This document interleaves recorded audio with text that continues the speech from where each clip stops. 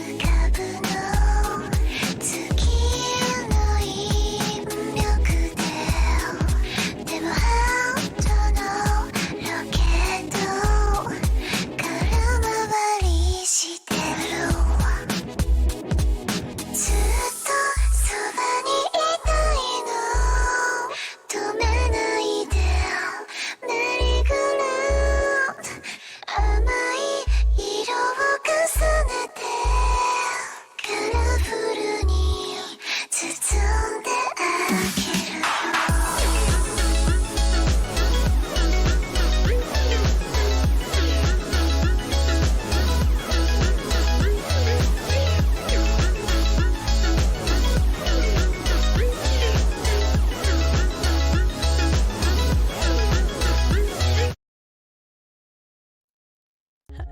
Hello? Hello? Wait. Oh my goodness, it's been like 500 years since I last used this layout, so I'm like, what? Hello? Hi, good morning, good afternoon, good evening to every cub. Hi, thank you for joining me for the first ever study stream in actually about a few months. Holy heck. So I'm looking super forward to it. I've been organizing my notes like super nicely. If I do have to say so myself. So we'll kind of go over the general overview of gross anatomy. I'll introduce you to why the heck I'm doing this in the first place, and maybe we'll go over some muscles, and life will be great. And then I have to leave. That's the Friday for ya. Posture check, I got you. Hi Sunny. Hi. Welcome. Let me actually scroll up and say hello to everyone, though. There's no reason to do a posture check. I just started. No reason to do a breath breathing either. I just started. Okay. Breathing. Okay.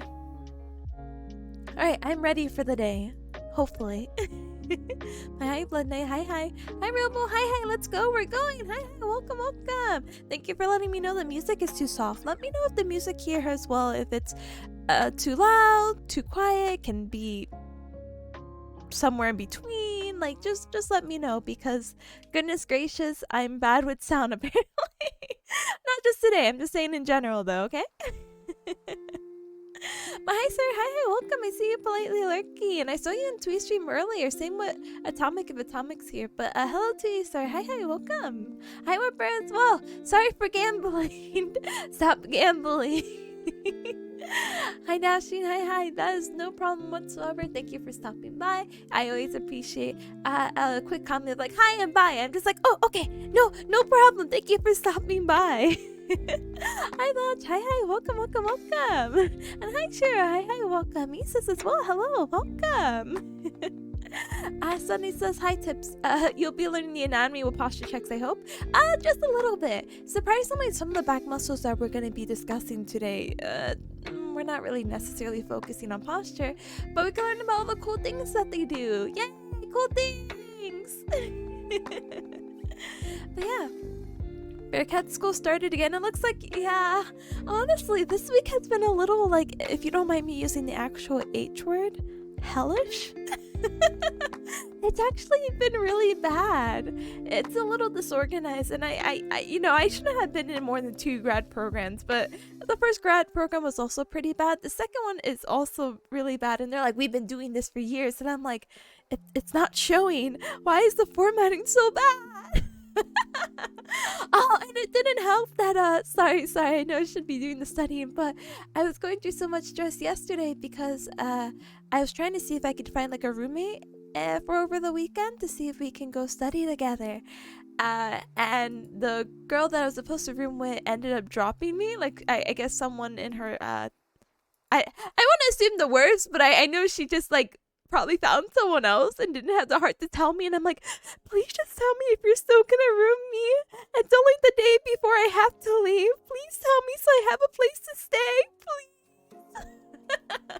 And she finally messaged me saying, I found someone else. Good luck with your searches. So I'm like, no. So finding someone else to room with was kind of stinky because it's either male with 2 random males, one of them being an anti-vaxxer, and I'm just like, not in my healthcare profession. Or this other girl who was actually really nice to me, but she's like, oh, I actually got my room for free because it's a congratulations gift from my parents. My parents are actually staying over, and my dad has a sleep apnea machine, if that's okay. And I'm like, oh no, I don't want to ruin your moment with your parents. It's okay. I'm going to keep scavenging for people who want to ruin me. So I finally found someone whose face I've never seen before. So here's hoping I don't get murdered. But that's the paranoia in me. That's the paranoia that my mama Bearcat has instilled in me. But I'm sure everything will go well. Don't let me ruin anything or put like any weird thoughts in your head. Anyway, hi Blood Knight Fishy. Hi. Breathing's fun? I guess. Oh large, deeply studying. That I do be. Hi pals. Hi, welcome. Sir says, of course, Steppa. I look everywhere that's cozy. Oh, that's so sweet. Twee stream is actually super cozy. I'm really happy I can start catching her streams more with the work that I have. I mean, my work requires listening though, so it kind of sucks. But having her on the background and listening to her talk is always really nice. But yeah, hope your day's been comfy as well. Same to you. Thank you so much. And hi, do. Hi, hello. Sorry says it'll be fine. I guess. It is what it is. So, let me go over the fun study stream commands that we have exclusive to these kind of streams. So today, like I said, it's going to be a study stream. We're going to be going over some gross anatomy. Yeah, it is pretty gross if you do, if I do say so myself. But we're going to basically be going over why it's gross, or why it's considered gross, is because we're going to be focusing on the structure that we have. So like the muscle, the joints, etc., etc. Me doing these study streams are super helpful because I feel like I learn better by teaching people, and finding any quirky way to have like please forgive me, the lame man cub understand makes me also help understand the content better, and helps me get to explain it to my classmates better as well. So we can definitely bounce back from one another, or so I hope. Oh my goodness, I'm like slurring, excuse me. I sound like hi, welcome. But yeah, today we're going to be going over joints, planes, and muscles. I think that's all we have. It's only the first week. 14 weeks to go. Let's go. No, potatoes, don't say what we're doing here. I just explained it. TLDR, we're going to be learning some anatomy. Welcome. Welcome to have you. Welcome. And what do you call it? But by doing this and trying to teach you guys a little bit of the anatomy and going to review what I've learned in the first week, we're going to be doing the Pomodoro method. So that means that I'm going to be studying for 25-minute intervals, and for about 5 to 10 minutes we'll take a little break so I can catch up with Chad or answer your questions, etc., etc. We're going to be learning the anatomy of the human body. Atomic, hi, welcome. Brain absorption time, let's go. Background sound, let's go. That is no issue whatsoever. But yeah, let us actually get started. Let's get the timer going, and if you cubs have any questions, I will be more than happy to try to answer it to the best of my abilities. I am in no way a professional by any means. I am just literally a graduate student trying their best because funny enough, a really small tangent, one of these other VTubers that I followed and was mutuals with ended up graduating. To be honest, I feel like there's like a lot of people graduating as of recently, and it makes me a little like monk-ass. But anyway, she ended up quitting because obviously, IRL obligations, and that happens with, anyone and anything, so that's totally fair. But one of her reasons of quitting was that she's going into graduate school. So I'm like sweating over here like so hopefully that's not the case, and I think I have a pretty good idea. This ain't my first rodeo, aka first study stream, so I'm pretty confident in being able to combine what I do for schooling and my hobbies together. So ta-da! That's how you get the study stream! Ta-da! All the human body? No. Today we're just focusing on movement, planes, joints, and maybe some back muscles if we have a little bit of time, okay? But not all of it. God, it's gonna take me like 4 years to know all of the human body, and even then I won't even know it. Isn't that really unfortunate? But it is what it is. But yeah, professional in training. Thank you, sir. So let's get the timer going, okay? Ooh, this might be a really loud sound. Is there a way that we can make the sound not as loud? Yep, that sounds good to me. I was like, it took me 4 years and you're gonna finish in a single stream? No, that's specifically why we have, what do you call it? Our units broken up together, not together, separately, oh my goodness. We're gonna go by unit. Again, I'm only reviewing what I learned in the first week because I've only gone through my heckish first week, and I'm gonna see if I can basically regurgitate the knowledge. Immersive egg timer sound. Ring. Time flies. Guess it's already time for the first break. No. Wait. Okay, we're going back into it, okay? So like I said, I have like a little Google Doc of how I like to put my notes all together, and we're going to be going over the first week, which is just the introduction to anatomy. For the introduction of anatomy, hold on. Will the timer still go? Perfect. We're going to be going over just terminology, descriptor, and planes. We're going to be going over joint classification, joint capsule, getting to know a little bit more about it, the types of synovial joints we have and what the heck they even are, and some biomechanical forces that we'll be going over. I don't think I really did part 1 yet. I think I just like linked it. But my favorite part about doing this table of contents, by the way, is that I bookmark stuff. So ta-da, it'll just hop over. Yay! Pachi, pachi, pachi, pachi, pachi. So, what I like to do when I make my notes is that I like to make the objectives of what the instructors asked me to, and then I like to see if I could kind of review it and be like, hey, did I understand what they wanted me to know? So what we're going to be trying to do today is to model the anatomical positions, identify the position of anatomical structures associated with clinical assessments, treatments, or correspondence to others, describe movements of the limb and trunk, describe dysfunctional movements of the limb trunk based on functional movements, describe the different types of joint, and compare the structure and movements of various joints. Hi Garland, hi, welcome. So, we were dealing with a naked human body at first, so I'm kind of like, let me like politely draw some clothes on her. So please excuse the MS Paint edit. And we're going to be going over positional descriptors or location. So pretty much, where is A in correspondence to B? So where is our elbow according to our knee? Our elbow is going to be more proximal or more up in accordance to our knee. As you see, our model right here is an anatomical position, which is facing forward, palms outwards, and toes pointed towards us. This is the position that we're always going to discuss and talk about when we're talking about positional descriptors, because if the body was anywhere else, things can easily change.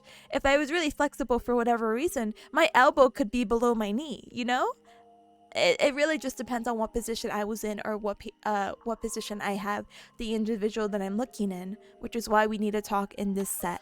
Again, anatomical position. Oh yeah, but Garland, no problem. Being full of cake is a good thing, you know? But happy belated birthday. Happy birthday, happy birthday, happy birthday. Huh?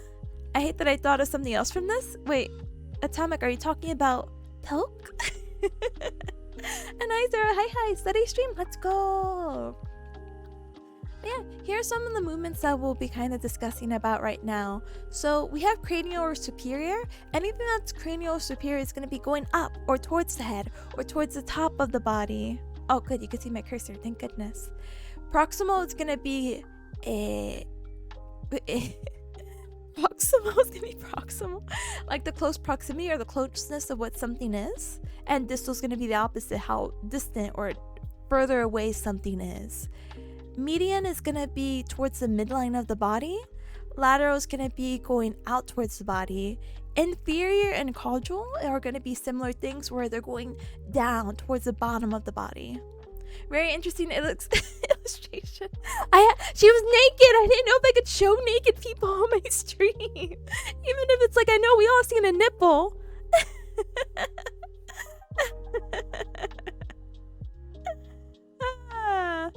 There's no way?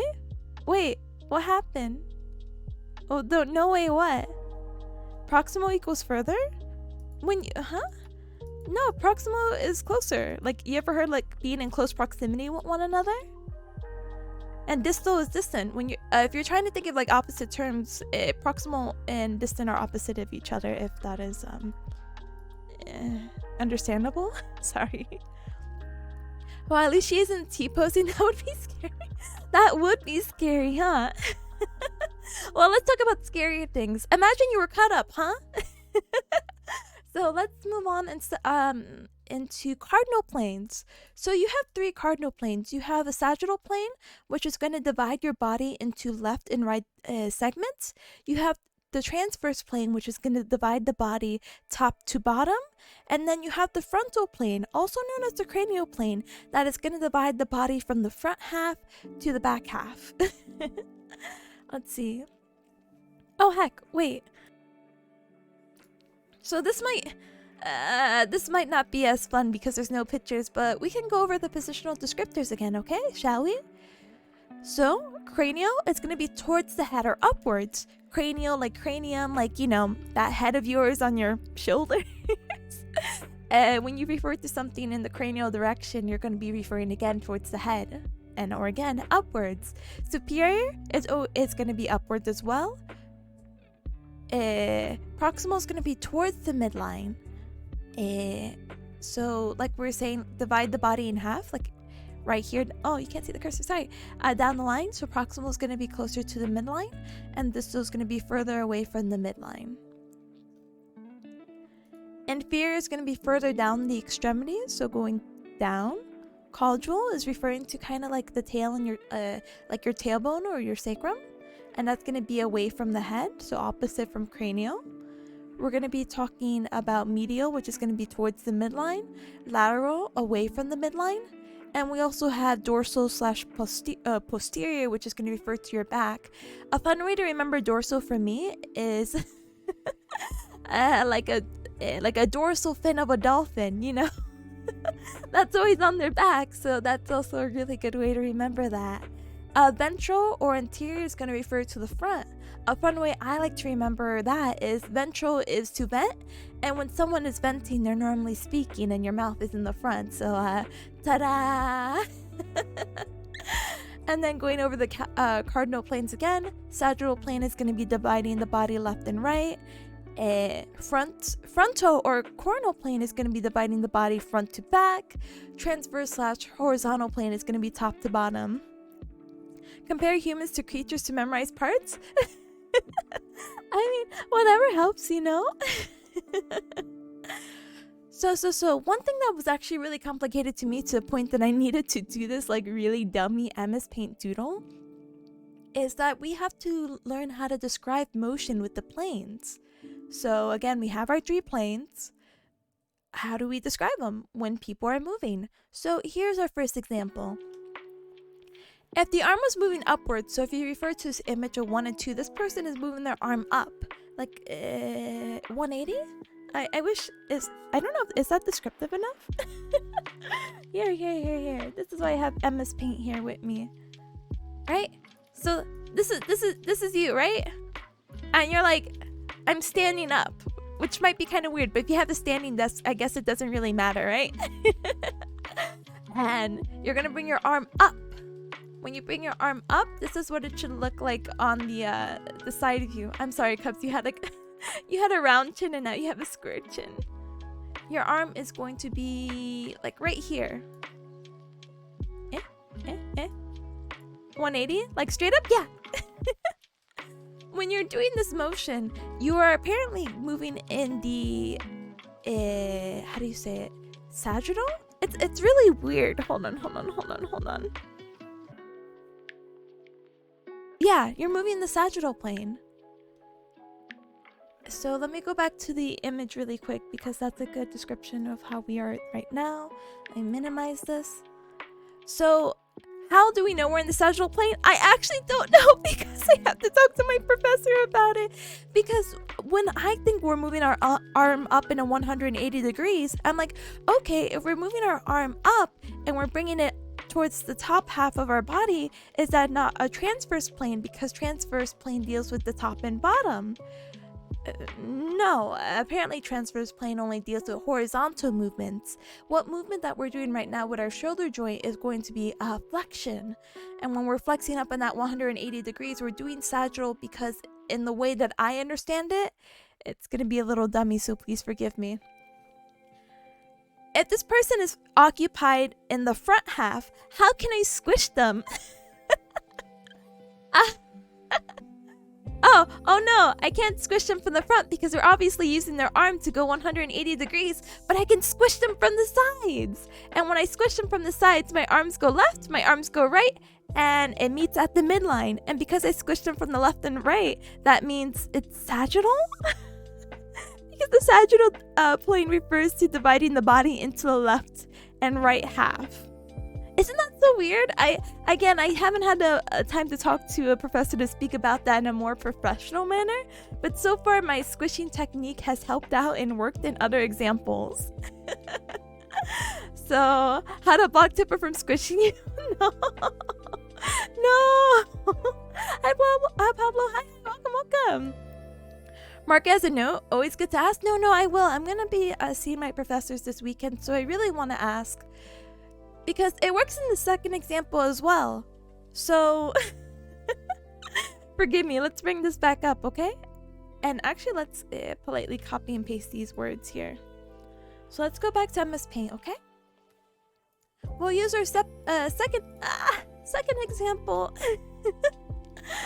So we're gonna be doing, instead of that front forward motion, we're gonna be in our anatomical position, right? And what we're gonna be having you do is that we're gonna be having you abduct. Oh no!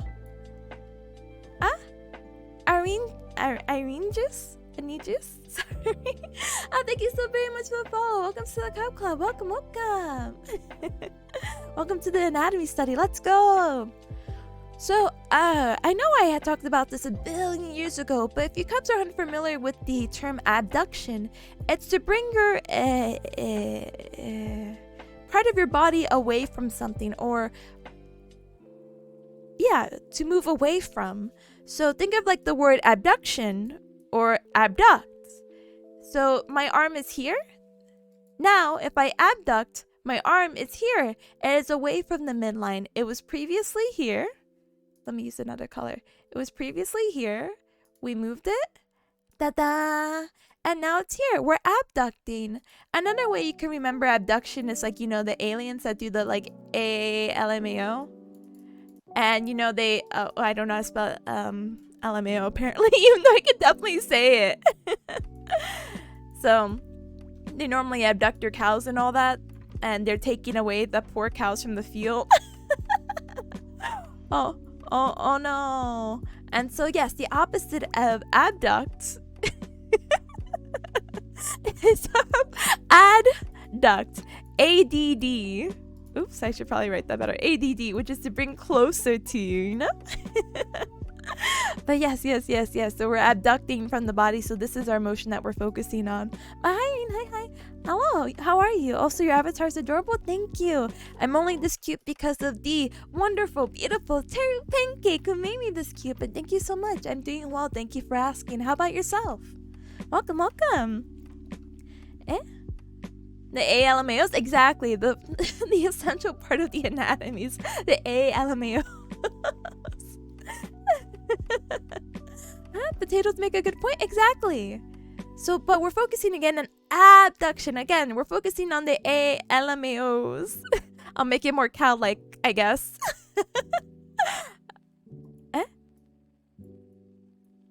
Yes. Sorry, this is not an art stream. This is just me trying to learn. It looks like a small corgi. Stop. My brain is melting more than before. I'm sorry. But anyway, look. We are hitchhiking. So if the arm moves out to the side with the thumb pointing up, and which is going to be the abduction of the shoulder, again, moving away from the body, it's going to be, the motion that occurs is going to be in the coronal or frontal plane. Oh? Junkoto, hi, welcome. Thank you for the 1,000 bits. I appreciate it. I appreciate you. Itty bitty bits. Tippy's also cute because she's Tippy. Thank you, Zero. Thank you. Junkoto, how are ya? What do you call it? Irene, this is just a study stream, so I have a little command. I know it's kind of like, what? I don't want to read this paragraph. I'm just going over some stuff I do for school, and I learn better by like talking through it. You know, it's one thing to write notes, but as soon as you review over your notes and talk about it, I feel like to me that I don't know, it just feels like it sticks better to me. One has to create silly analogies to make sense. A coping mechanism? I know, a coping mechanism for the next 4 years. Let's go! Anyway, so we have discussed that the coronal or frontal plane, again, is going to be where you divide the body from front to back.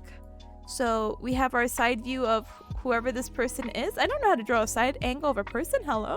Anyway, what happens again is that you're going to be cutting them from, again, the front and the back. I'm using Hamtaro colors, don't mind me. OTP, Hamtaro Bishi. No, I'm just kidding. Hi Molly, hi, welcome. Welcome to the study stream. Do you want to hear a joke? If it's appropriate. If it's not funny, I'll have to have a mod ban you. That's normally how the rules go, especially for first-time chatters. I'm just kidding. I'm just kidding. Hi, Tenno. Hi, welcome. So, the same dummy squishing mechanism goes, you know?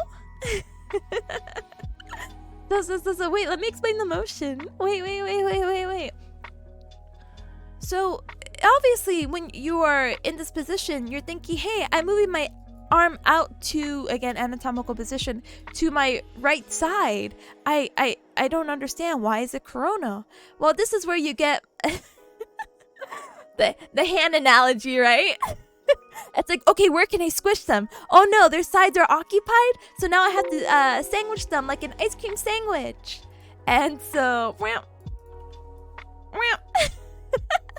and when you squish them like that, you're dividing them from front to back. And that is how I'm actually learning this. Again, will I eventually learn the actual reason for this? One day, maybe. Today, I hope. Tomorrow, maybe. But again, this is one of the harder contents to actually process in my brain. But I'll come back next study stream better, you know? Okay. What does a house wear 24/7? I don't know. What do they wear? House dressing? Salad dressing? I don't know. Not gonna lie, that sounded genuinely scary before you said that you were joking. I'm sorry. Oh, a dress! Oh no! Okay, that was a good one. You can stay, Molly. You can stay. I appreciate you. Well, welcome regardless. Welcome to the anatomy. So, and then we have another example with the transverse or horizontal plane, which again, we don't necessarily need to see an example of this one because this plane only deals with rotational movements. So maybe you can say this. Maybe you can say that the arm, for the first example, sagittal plane, which again divides the body from left to right, is going to be dealing with any motion of flexion and extension. So again, from the image here, moving your arm 180 degrees or moving your arm backwards. The second one for coronal or frontal plane, which again is going to be dividing the body from front and back, is going to be dealing with any motion of adduction or abduction. And then again, the transverse with the horizontal. I'm studying anatomy. Welcome. So, we talked about other descriptors. Let's talk. Oops. No, stop. Sorry, this is a screenshot of my PowerPoint. No, stop moving. Okay. Wait, did I delete it? Oh, yeah, I did. Okay, let's not touch that anymore, Cubs. So let's talk about more descriptors, shall we? Oh, heck. Dr. Frank. I still don't know how to change my YouTube notifications, but thank you for following on YouTube. Little does he know I'm live. Anyway. Let's talk about other words that you might have heard in passing, and we'll kind of break it down little by little if that's okay with you, okay? So, hi Baz, hi, welcome. Baz, you know this. You're a professional. I believe in you. OMG, these pics, they make me feel old. No, don't feel old. Don't worry. You can be forever 17 like I am, and so you don't have to worry. I believe in your abilities. You like to put patients supine, and then you like to sit them up, and then you like to see if they get dizzy or not. It's not your favorite. I never use ipsilateral though. That's okay. So, let's go over the motions really quick, okay? Because we only have 5 minutes.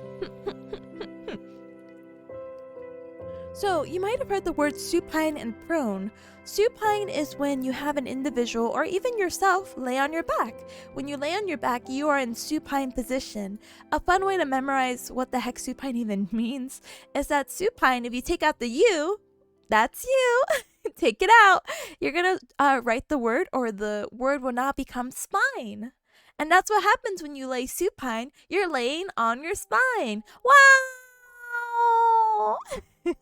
And your hands are facing upwards like soup, like holding soup, which brings us to the other motion, supination. Oh no, that's the little Microsoft thing to remind me that there's only 5 minutes. Okay. But yeah, that's exactly anatomical position. You gotta have your hands in supine. And then the opposite of supine is going to be prone. This is when people lay on their belly. There's really no way of knowing this. I guess if you Cubs played a lot of like maybe shooters or whatnot, if you have the person lay down and they're on their belly, that's the prone position. That's normally like a hotkey that people have in, you know, your wacky video games. Unilateral means one-sided, uni being one. Uni like unicycle, uni whatever, uni blah, you know? Huh? Hi, Mikey. Anyway, let's see. Bilateral is gonna be 2, like bi-weekly, like 2 weeks, exact, you know, all that good stuff. Ipsilateral, that's a really weird word. I don't think there's really any like good way to like memorize it. But what happens is that it's going to be how do you call it? One-sided, and contralateral is going to be like opposite sides. Right? What if that's wrong? And I'm like, no, I'm pretty sure that's not wrong. But now I'm like, doubt. Yeah. Okay. Relating to or denoting of the body opposite to that in which a particular structure or condition occurs. Okay, so like these symptoms develop in the hand contralateral to lesion. So let's say again you have a lesion on one side. What? Why am I messing myself up? It's just the opposite side of the body. I maybe that example isn't the greatest. And ipsilateral is the same side of the body. Da. Oh no, not a bot. It was just PUBG. I'm so sorry. I actually never got the opportunity to play PUBG. I apologize. I'm sorry, Mikey. Hi, Sophie. Hi, welcome. Uniqlo clothing store? What? Ipsilateral is like so not used. It really isn't. It really isn't. It's a weird word, but you gotta know it to know it, you know? So another word that we'll talk about is deep and superficial. I think that's a little self-explanatory, but sometimes when we talk more about the muscles, which we will most likely do towards the end of this study stream, is that some muscles are deeper than others, while others are superficial, more on the surface, you know? So there's a muscle called multifidus, which actually inserts to certain vertebrae, both the spinal process and the transverse process, and that's going to be a very deep muscle because it attaches like directly on the spine. What is multifidus? Multifidus. Let me see. Do I have my study cards here? One moment. Wow. Let me see if I can grab it for you, okay? Okay. So this muscle, this is referred to as, and I'll write it out here, multifidus. As you see, it attaches to the oh my goodness, how do you call it? It originates from the transverse processes of the vertebra, which you see these structures kind of sticking out right here, and then they attach to the midline, which is going to be the spinous processes, which you can't really see here. This is a really deep muscle in comparison to, like, let's say your latissimus dorsi, which is a relatively superficial muscle. Like if you look up muscles of the back, this was most likely the first one that you'll see. And then of course you have your like trapezius and whatnot, but again, we'll talk about that in a little bit. Let me put this back. Let me go back to my tab. And let's see if we can speed through this in the next 40 seconds. Let's go. So we have central and peripheral. Also self-explanatory. Central being center, peripheral meaning on the sides. Internal and external. Internal being more inside, external being on the outside. Parietal, which is going to refer to the wall of the cavity, which we're not going to really talk about soon because that's more organs, and we're going to be talking about muscles. We have visceral, which is pertaining to internal organs lying in the cavity, and then we have somatic, which is relating to the body. Soma means body. And with 6 seconds left, we did it! Yay! Bachi. Huh? Wow. Kitchen timer immersion. Let's go. And let me put the timer really quick. Go go! Potatoes, thank you so very much for the follow. Welcome to the Cup Club. Welcome, welcome, welcome. And Sir says, is that muscle that causes part of the contour or dip along the spine when you sit up straight? Causes it? I'm actually not sure. This muscle does aid in extension of your back, so I want to say yes, but that's just based off my very, very limited Bearcat school knowledge. You'll have to forgive me. It does aid in, I think, rotation. No, really, to answer your question, it helps in the spinal extension, so I would like to believe. Maybe I could look up pictures. Back dipping. There's no muscle that does one thing entirely. That's true. They all work together in a system, and even the multifidus in itself, I think, has like 3 actions, right? So big. Ah! It was so horrifying because my professor's like, hey, you need to learn you need to learn the origin, the insertions, the nerve, and the innervation. Oh, did I take this out? My bad. When did I rip my layout out? Oh my goodness. My professor said we needed to learn like everything about 29 muscles in 2 weeks, and I'm like, sir, we didn't even go over the structure of the bones, but okay, I'm just gonna pretend I know where they insert to. Lucky, obviously, I have some background knowledge with anatomy, but I feel bad for everyone else who is the first year here. But yeah, Cubs, give me like 1 moment. Let me just sip some water and stand up really quick. Little quick stretch break, okay? Highly recommend it for all you other Cubs as well. Hold on 1 moment.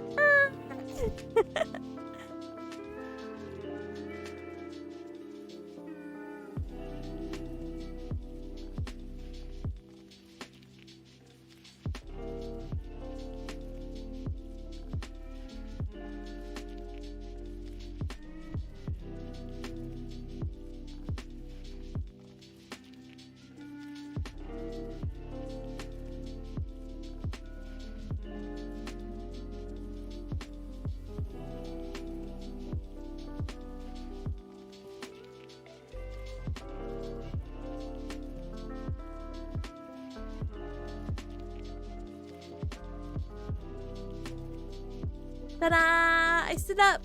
I guess I could really stand up. Ta-da! maybe not. Ta-da! Okay, wait.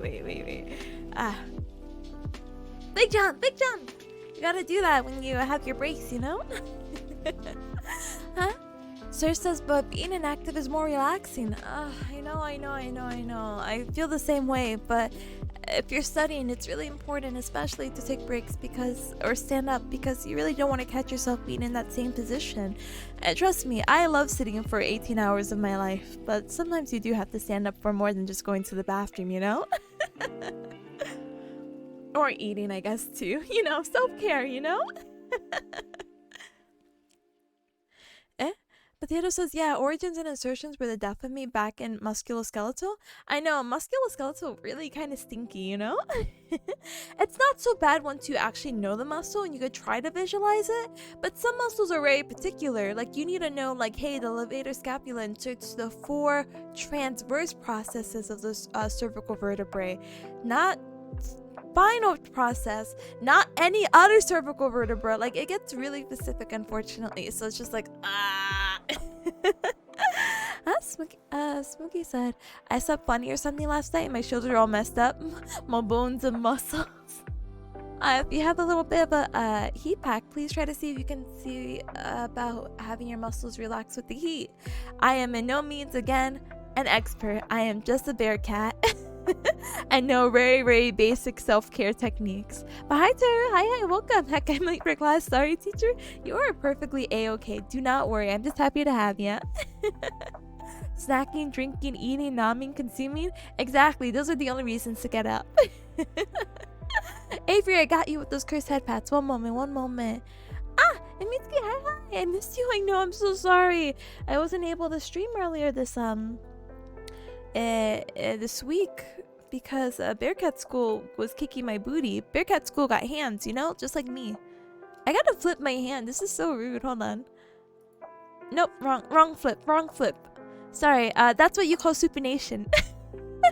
Alright, Chris head pats. 1, 2, scoobity doobity doo. Pap pap pap. Oh, I forgot I can't do it here. Ah. Pat pat pat pat pat pat pat pat pat pat pat pat pat pat pat pat pat pat. This one's for you, Avery. Pat pat pat pat pat pat pat pat pat pat pat pat pat pat pat. Oh, thank you for the head pats. Thank you. And those are your Chris head pats for you. How was your day? My day was good. I worked. I ate Chinese food, and yeah, life is good. Very Chris, thank you. Lives up to its name. I'm pretty happy with it. But yeah, what is happening? Just Chris head pats. It's a little redeem that I have.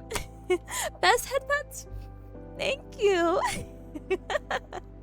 Cubs, let's get back to it before I get super distracted. I love talking to you, Cubs, but I also have to study. If not, I'm gonna go feel Bearcat school. Gao Gao. Oh, an Arctic dog. Doggle! Thank you so very much for the follow. Welcome to the Cub Club. Welcome. So we talked about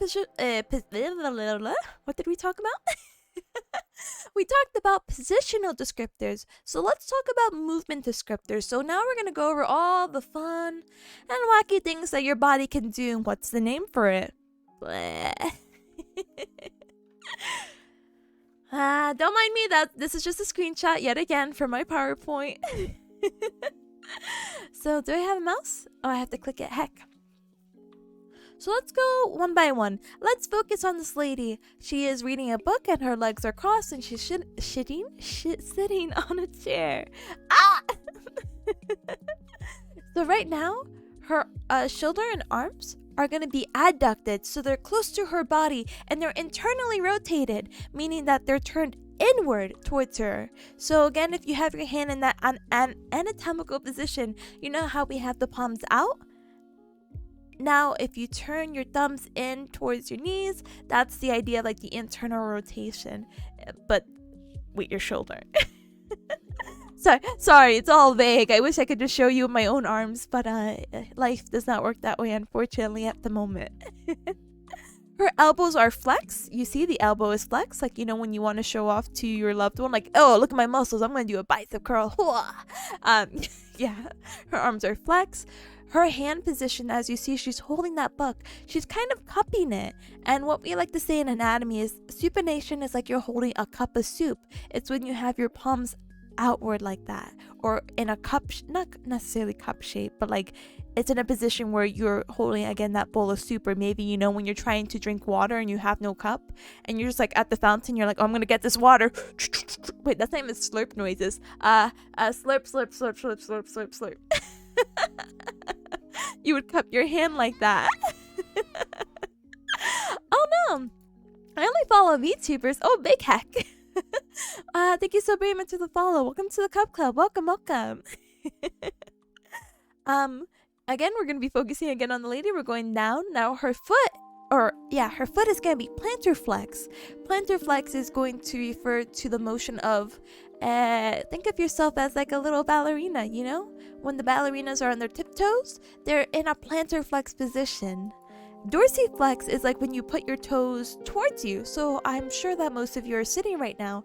So if you put your feet, and I'm telling you to bring your toes towards your head, you would point your toes up, and that's dorsiflexion. Because remember, dorsi is referring to dorsal, and dorsal is back. And we remember dorsal by like the little dorsal fin on a dolphin, which is on its back as well. Plantar flexion, again, is just going to be the opposite of dorsiflexion, with the toes pointing towards the ground. And then we see that her knee is flexed. For this baseball guy, we have his arm extended because it's outright. He's going to do an external rotation motion, blah blah blah blah blah blah blah blah. We'll get through the motions later. I don't like the motions because I wish I could just show you. I think seeing it in motion is much more effective, and if we do run into it, I will highly describe the motion a bit better. Heck, I will even draw it on MS Paint. Or student, hi, welcome. It's true, they only follow VTubers. I hack. I hope they do. If not, my trust is already broken. Knowledging, and acknowledging a role the student. Hi, again a role. I can feel my brain expanding. What? I can't read anymore. This sucks. I can feel my mind expanding. Yes, I would hope so. In a good way, of course. If your mind was expanding too much, you're gonna end up with some weird genetic disease, and that's not good, you know? Big brain.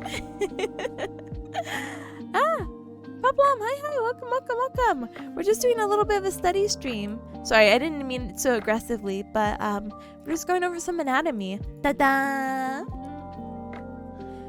Yeah, heck motion. Let's talk about motion again. Let's talk about biomechanics. When we're referring to biomechanics, let's break it down into this little flowchart. So from biomechanics, we're going to go to mechanics, which is going to then branch out to statics or dynamics. Static is going to refer to the lack of motion. When we're sitting down right now, we are in a static position. We're not really moving. But as soon as we stand up, we kick our legs out, we start stretching, maybe we shake our hands a little bit, that's going to be dynamic movement. And dynamic movement, it's going to split off to either kinematics or kinetic movement. So let's break that down a little bit further. That's actually a lesson that we're going to go over most likely later in another course in more detail, because if you recall, Cubs, of my last study stream, we talked about rolls and glides and how the bones work. It's all really, really wacky and something we have to go in extreme detail later. But yeah, kinematics. So kinematics is the descriptors of motion without regard to forces. And when I talk about forces, I'm saying forces like acceleration, velocity, etc. This is just saying how we move. I don't care how fast we move. I don't care anything of the sort. I just want to see how we are moving. And this can be further broken down into osteokinematics or arthrokinematics. Osteo is coming from the word bone. So this osteokinematics literally translates to bone motion, and arthrokinematics refers to joint motion such as roll, glides, etc. And these rolls and glides are going to dictate the osteokinematics. So let's use like a little quick example really quick. In osteokinematics, we're referring to those motions that we had just described previously, like, oh, you're doing a bicep curl, so you know you're flexing your arm, or when you stand up, you know your hip is or let's not use that.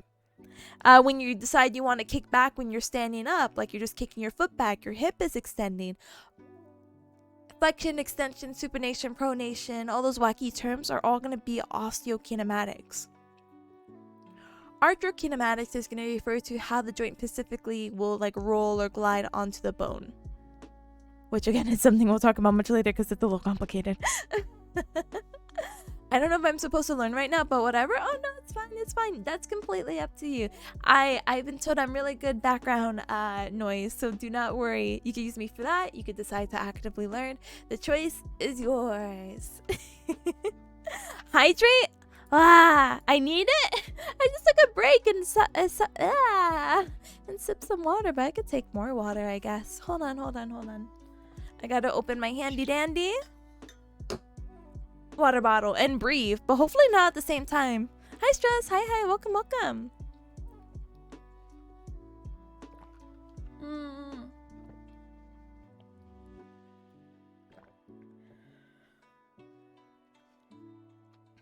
Okay, I did the water and I did the breathing.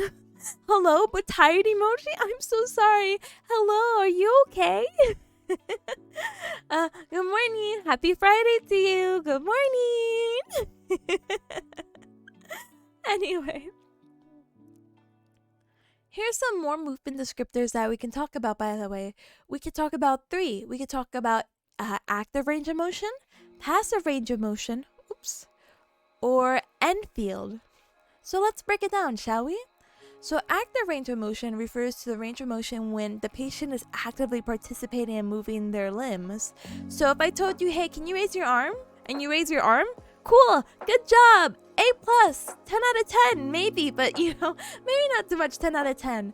What's really important in how you describe the quality of someone's movement or how well they're doing that action is that they should be within a normal range. Do I remember all the ranges? No. I want to say it's 180 as well for shoulder extension. So So if you get a little less than 180, you're not within the norm. So that's kind of stinky, but it's whatever. That's something that you normally go to like a doctor or a physical therapist or whoever else that deals with these kind of stuff to try to improve. Your active range of motion will always be less than your passive range of motion. So what's passive range of motion? Passive range of motion is going to refer to the range of motion when the patient does not participate in the limits moves for them. So I'm like, okay, hey, look, I want your arm. Give me. And I'm going to help you do that same motion that you had just did before. What's going to happen is that when I bring it to what I believe is end range, before you're like, ow, this hurts or something else, it should have an extra give to it. You can go past 180 degrees with your arm. I know that's probably a little scary to say though. Oh, Scout920, thank you so very much for the follow. Welcome to the Cub Club. Welcome. And sorry, we're just doing a little bit of studying, so But yeah, so there's like an extra give, so you can go past 180, and that's why your passive range of motion is going to be more than your active range of motion. That's perfectly a-okay and perfectly normal. Hi Hero, hi, welcome. So your end field is the qualitative analysis of the joint at the end range, and it's to really feel for the quality. It's really, hi Roselli, really important that there is some forgiveness to the joint, because yes, though it sounds scary that your arm can go more than 180 degrees, that's actually a safety mechanism for your own body. Having that extra motion is going to be protection when you do your activities of daily living. So for whatever reason you kind of throw it back a little too much, you most likely won't hurt yourself. Hopefully, unless you throw it back a little too much, then big heck. So, now that we're done talking about joints, planes, motions, etc., we're gonna move to, wait, I don't think I said that right. Look, now that we're done with the motion and the planes, we're gonna move on to joints, okay? So, joints are a little spooky. But they're really important, you know? They can be categorized in two ways. I technically say three. The PowerPoint, the textbook were like, no, two. You'll hear my secret third way in just a little bit. But we're going to be talking about the two categories. So there's synarthrosis, syn meaning together, of the joint, and diarthrosis, which again, di is similar to bi, which is going to be two, and that's going to refer to a part. So it's going to be defined as a part joint. So oh, and I didn't even describe arthrosis. Arthrosis, that term is going to be referring to the articulation between bones. So the first one we're going to be talking about is synarthrosis. It's immovable, it's fixed, and it's non-synovial. So it just does not move. It shouldn't move. And I will explain examples of why the heck it should not move. And when I refer to non-synovial, that's going to be a term and something we're going to go into we're going to go into in a little bit more detail. But synovial fluid, synovial joints, it's something that helps allow movement. So think of kind of like your elbow or your knee. But again, we'll get into it. This is just a very brief overview. So going into our first category is synarthrosis of being together. It's going to be fibrous. It's immovable. That's how you pronounce it, right? Immovable movement. I'm learning. I'm so happy. That makes me really happy. So reasons why it shouldn't move. One, you have sutures, which again are fibrous stuff on your skull. You see these funky lines right here? When your bones were forming and all that, all these sutures had formed so it can all connect. If you're look, listen, I don't even want to talk about it, but these sutures should not move. If they do move, just imagine bad things will happen, okay? Okay. I can't believe we all have funky lines deep inside. I know, the funk was all was in us all along. So let me actually pull it up, because maybe I know that's a good picture. But let me see if I can get like an anatomical model of a skull to show you, cubs. But I'm sure you've seen these lines. I don't think this is necessarily anything new, but where was I? Oh yeah. Ignore the squish. But yeah, this is like, see, this is not an IRL skull, because I would never do that to you. But you see, when your bones form, they create these sutures, and everything's together. Wow, wowee. Super scary. Micah, hi. Cracking your skull joints? I know, just typical things. just let me get my head real quick. No, thankfully we cannot move them or actually crack them, you know? Oh, thank God we really cannot do that. But yeah, you get the gist of it. Let me take this away. So yeah, these joints in particular, or these sutures, are going to be a thin layer of dense fiber on the skull. These sutures again are thin layers of dense fibers or connective tissues bringing those bones of the skull together. The sutures have very minimal amount of motion, if any really at all.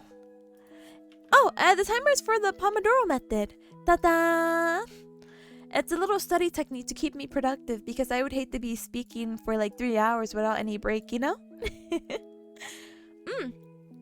Another type of synarthrosis joint that we have is going to be gymphosis. So it refers to like a peg or socket. This is also going to be fibrous, and pretty much our peg socket example are going to be our teeth. Ta-da! So you see in our example right here at this image, it's basically your teeth sitting here. Here's the joint that keeps it all together, and ta-da! Stability. So this fibrous connective tissue layering that we have right here is going to provide that stability for the tooth to, well, stay still. This is especially important for our adult teeth, and if you start going to your mouth and you start wiggling, well, if it wiggles, you should probably go see your dentist first of all. But second of all, the whole point of why you feel very limited motion is because, again, it's a synarthrosis joint. But yeah. Oh, Nydia, hi, welcome. Bone guy's scary? Bone guy is scary. Bone guy's got a bone to pick with you. Issa says those lines can move, especially in children. This aids in birth and they pulsate, which is sometimes somewhat uncanny. Oh, well, yeah. Having a soft skull or not a skull that's not fully developed as a child does help with the birthing process and going through the birthing canal. But once you're an adult, it shouldn't move. There you go. There's my little description or disclaimer. You should not have a soft head as an adult. You can be soft-hearted if you want to, but not soft-headed. Always be hard-headed, okay? Speaking of my tooth, my molar hurts? Why, no, I'm so sorry. Normally I hate learning, but I'll stay here. Thank you. You seem like a big proponent of the Pomodoro technique. I really am. I think it's super, super important because sometimes I get stuck in like okay, let's think more negative. Sometimes I don't want to do stuff, but if I'm like, hey, if you just do this for 25 minutes, then you did more than you were gonna do before because you were not gonna do it first of all. And it's only 25 minutes of your time, and then you get to do whatever for like 5 to 10 minutes, and we just keep repeating this process. So again, it just helps ensure that I'm accountable and that I'm staying productive. As of recently, not doing these study streams, how I've been studying alone is that I've been doing those study with me YouTube videos, which have been actually super, super, super nice. I've been doing a 45-15 Pomodoro method, which is again 45 minutes of studying and 15 minutes of relaxing to some like moonlit jazz or something. It's been actually really, really nice. And because I have 2 monitors, I make sure that video is actually full screen, because there's some other like psychology that goes along with it, that if you see someone else also working hard, it's the idea that you would also like to work hard with them.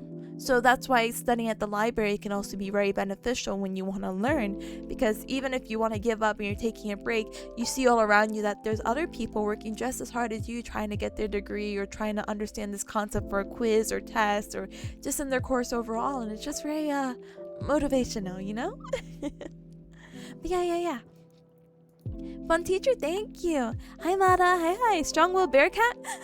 Strong-willed Bearcat here.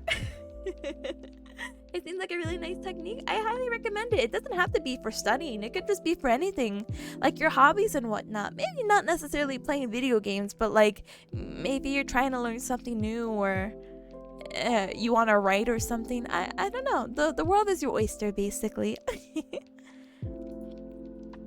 Yeah, sorry. Anyway, so another example of synarthrosis is going to be syndhymosis, which is referring to together / binding, and it's also going to be a fibrous joint. So we can see the example on the right. It's going to be a ligament / cord / membrane between two bones, kind of like the tibia and fibula, or the radius or forearm. It's going to be this membrane right here. Da-da! Isn't it scary? Honestly, hold on. Let me pull up a picture of your leg. Leg bone. Maybe. Oh, what did I click? I didn't want to click that. Like bone, not muscle. Heck. Maybe I should do full body. Maybe that would help. Full body bone. The leg bone is connected to the other bone. Da da da da da da da da da da da.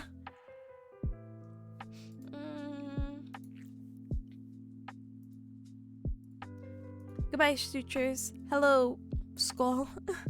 So yeah, this is referring to the fibers again off your, let me see, radius and your ulna bone.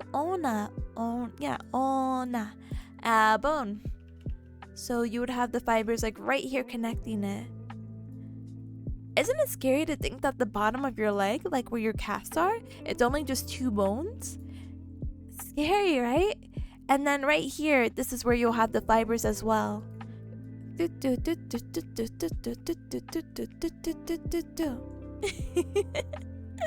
So pretty neat stuff. Well, heck, where's my document? But yeah. So, you know how I said again there's 2 categories and I'm fighting for 3? This is where this third weird one comes in. So this is still classified as synarthrosis, but in some other textbooks, like the one that I'm using for this course, there's the term amphiarthrosis, which is not fibrous anymore, but is cartilaginous. And this amphiarthrosis is going to refer to limited movement. So with this limited movement, it means just exactly how it sounds. It's not going to have a lot of give to it, but if you really wanted to move it, you could.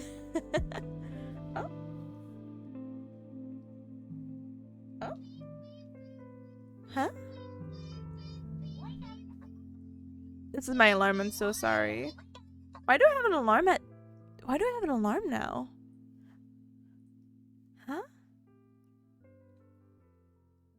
What? Oh, hold on, cuz. I'm so sorry. Let me see if I was missing something.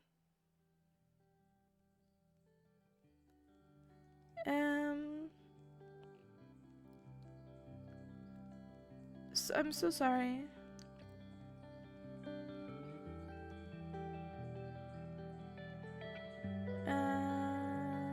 Okay. Were you planning on taking a nap? That's the only time Oh! Wait. That might have been my nap alarm. I wasn't planning on taking a nap because I had such a short time period between work and such. But, I still don't know what the alarm was for, but I assume it must have been a nap. I might have had it snooze from the other day or something, you know? Anyway. Getting back into it. Never mind, hydrating. Wait.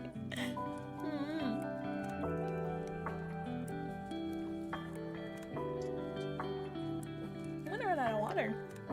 Maybe I'll use my study break to get water. Let's finish this section. I know the timer will go off beforehand, but it is what it is. So, in cartilaginous joints, the bone ends are connected by cartilage, hence the name cartilaginous joints. This allows for more movement between bones than a fibrous joint, but less than a highly mobile synovial joint. So we can look at the examples here, and these are 2 categories of amphiarthrosis. So we have a symphysis, which is together or grown. That's the kind of rough translation. I talked about this in a long time ago in a previous study stream, but are you guys familiar with your pubic bone? Or the pubic symphysis? You can actually feel it. I know it's probably really weird of me to be like, hey, can you feel your pubis? But it's something that I had to do in class. It's much more normal that you're able to do it on yourself than to do on others. So. One example again of a symphysis is going to be your pubic symphysis, which again is going to connected to your hip bones right here that you see, like the little wing. And you can actually press on it. If you press on it a little bit too hard, you might actually get the urgency to use the bathroom, so don't press on it too hard. But it's something that you can feel. You can actually pinch a little bit, not hard of course, just lightly kind of pinch between your fingers and move. Hence again the slightly movable portion of it. Having the slightly movable joint is really important, especially in childbirth, which was a topic that we were just talking about as of recently. Having that flexibility will allow the child's head to go through. And then also another example of I never really would have considered a symphysis, so I definitely have to double check.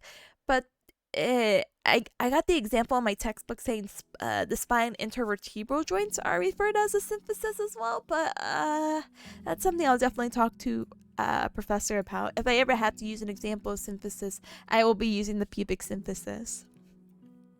Let's go over this one last example, and then I'll take a little short break, okay? So we have your synchondrosis, which also can roughly translate to together cartilage. This is almost immovable, but you can definitely still move it. It's a hyaline cartilage between, let's see, some examples are going to be your first chondrosternal joint, which again, this is going to be relating to the costal cartilage and sternum. Big words, I know, I got you. So, here's going to be the costal cartilage, and here's going to be the sternum. The sternum, again, is that bone that you feel kind of in the midline, in between your chest, or like your breast as well. It's just that hard bone right here. And then this is going to be, again, the sternum. This is going to be your ribs. Here's the costal cartilage. And here's the epiphyseal plates, which are going to be right here.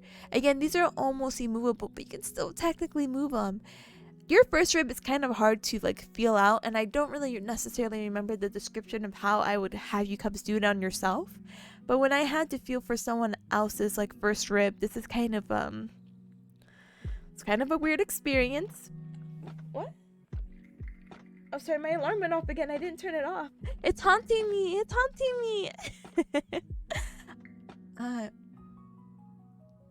Yeah, I still don't remember what I had to do. Anyway. It's weird because it's attached. It's a bone attached to another bone, but it's something you could move. But it's very, very slight movement, like a few millimeters of movement. But hey, still movable, not completely immovable. So we're good, right? We're good. Learning about the bone sometimes creeps me out. I feel you 100%. 1000% I feel you. It's a little weird knowing that you have a skeleton, you know? Can we go for 15 minutes? Yeah. Let's go for 15 minutes and then I'll take another break, okay? Because I think I'm almost done. I know this looks a little bit long on my side, but I have my syllabus attached on here. So it's fluffing up the pages just a wee bit.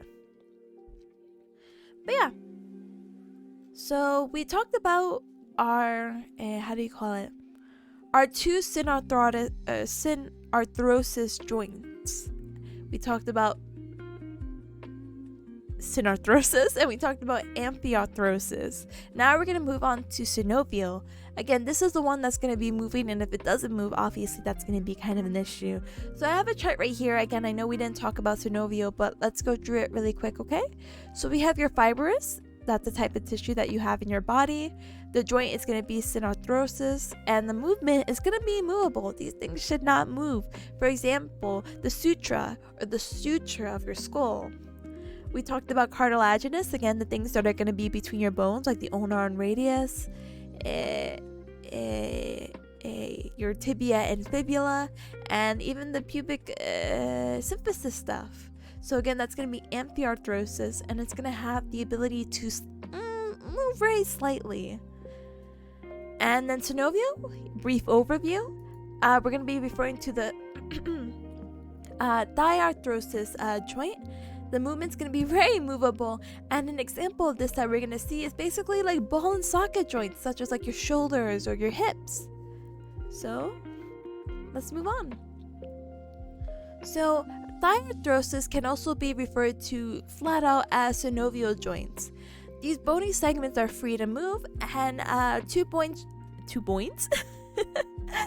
these are two bones joined by a fibrous capsule that is continuous with the sorry, the periosteum. What? I said this word earlier. This is so upsetting.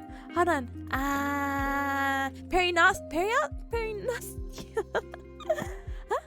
Periosteum. Periosteum? What? Okay. Yes. Continues with the periosteum, and it contains the synovial lining with the synovial cavity, and it's internal to the fibrous capsule. What does that all mean? I got you. Don't worry. Unfortunately, it's just a lot of words thrown in, but that's like a brief like definition of like, okay, what the synovial joint, that's the thing that you will like spew out. So we're going to break up the synovial joint and talk about the features that it has. So right now we're looking at the bone right here. So what you're going to have is a cavity. This is the joint cavity right here. Everything kind of in this black in the middle right here. This cavity is going to be the space in between the two bones. Then you're going to have the fibrous capsule. The fibrous capsule is going to be right here. This is going to be the thing that circles around here, and also the same towards the bottom. This fibrous capsule is external, again, outer. It's going to be thicker, and it's going to be like the stronger, if not the strongest part that is outside of the joint. Then we have our synovial membrane, which is this, that is a little bit outside of that joint cavity or joint cavity space. It's gonna be the one that's kind of etched in right here. Oops. And this is the internal aspect of the capsule. Now, within our joint cavity, we have synovial fluid, which is gonna be, we talked about the joint cavity being the space between the two bones. What's filled in between the two bones is going to be synovial fluid. This is super critical. Why? Because this is critical for maintaining fluid fill mechanics. I don't know if you cubs have heard of it, and I think we'll talk about it a little bit more, I think like just the page below. But have you heard the saying, motion is lotion? It's important that even though someone is hurting or someone may be bedbound, it's still really important to move some aspect of them. Being able to move is going to help kind of secure the integrity of the joint, and by moving you're going to be helping transport all these fun nutrients, you know, that are secreted by the synovial capsule. So, ta-da! Yeah. No. Scribble. And then we have our hyaline cartilage, which is going to be right here, which is going to be not the slanted dashes, but the these lines right here that are just coming right outside of the bones. And these are going to be at the end of the bones. Again, this is also important for maintaining the integrity of the joint. This is also really good for shock absorption and the ability for the joints to glide on one another. Having a good good cartilage or healthy cartilage is going to help maintain a good congruence between the two joints, which is also really important. Hold on. Sorry, I died for a moment. Some level of motion to aid in circulation and reduce atrophy? Yeah! Yes. That is why motion is lotion for the body, and atrophy is basically, again, like your I was gonna say decaying, but that's definitely not the right word, and that's gonna sound super scary. But would reducing mass be better? Oh, did the freezer stop? Did the timer stop? Yes, I'm so sorry. Thank you. I will also get water. Hold on.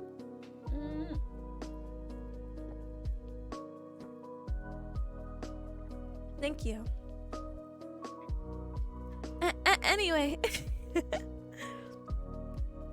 Atrophy, I guess, would be loss in mass. Oh, because you guys had both purple font, I was just like, oh, thank you for letting me know. You're gonna go take a nap? But yeah, I think that would be a good way of saying it. But Mom, please have a good nap. Thank you for stopping by. I appreciate you. Thank you, thank you, thank you. I honestly do appreciate, yeah. Merry napping. Merry Christmas. Merry night. Merry napping. But please have a good one. Alright, 8 minutes. Let's see. I don't want to do it anymore. No, I'm just kidding. Let's continue. So, the joint capsule in itself that we were just describing, because again, the joint capsule is all of this image right here that we've seen, has 2 layers that we can divide it into. The first one being that fibrous capsule, which is going to be the outside layer. It's going to encircle the bony component, and what's going to happen is that it's going to be attached by Sharpei fibers. Sharpei fibers, also known as bone fibers, are small connective fibers connecting the capsule to the oh no, here's that word again. I thought it was periosteum.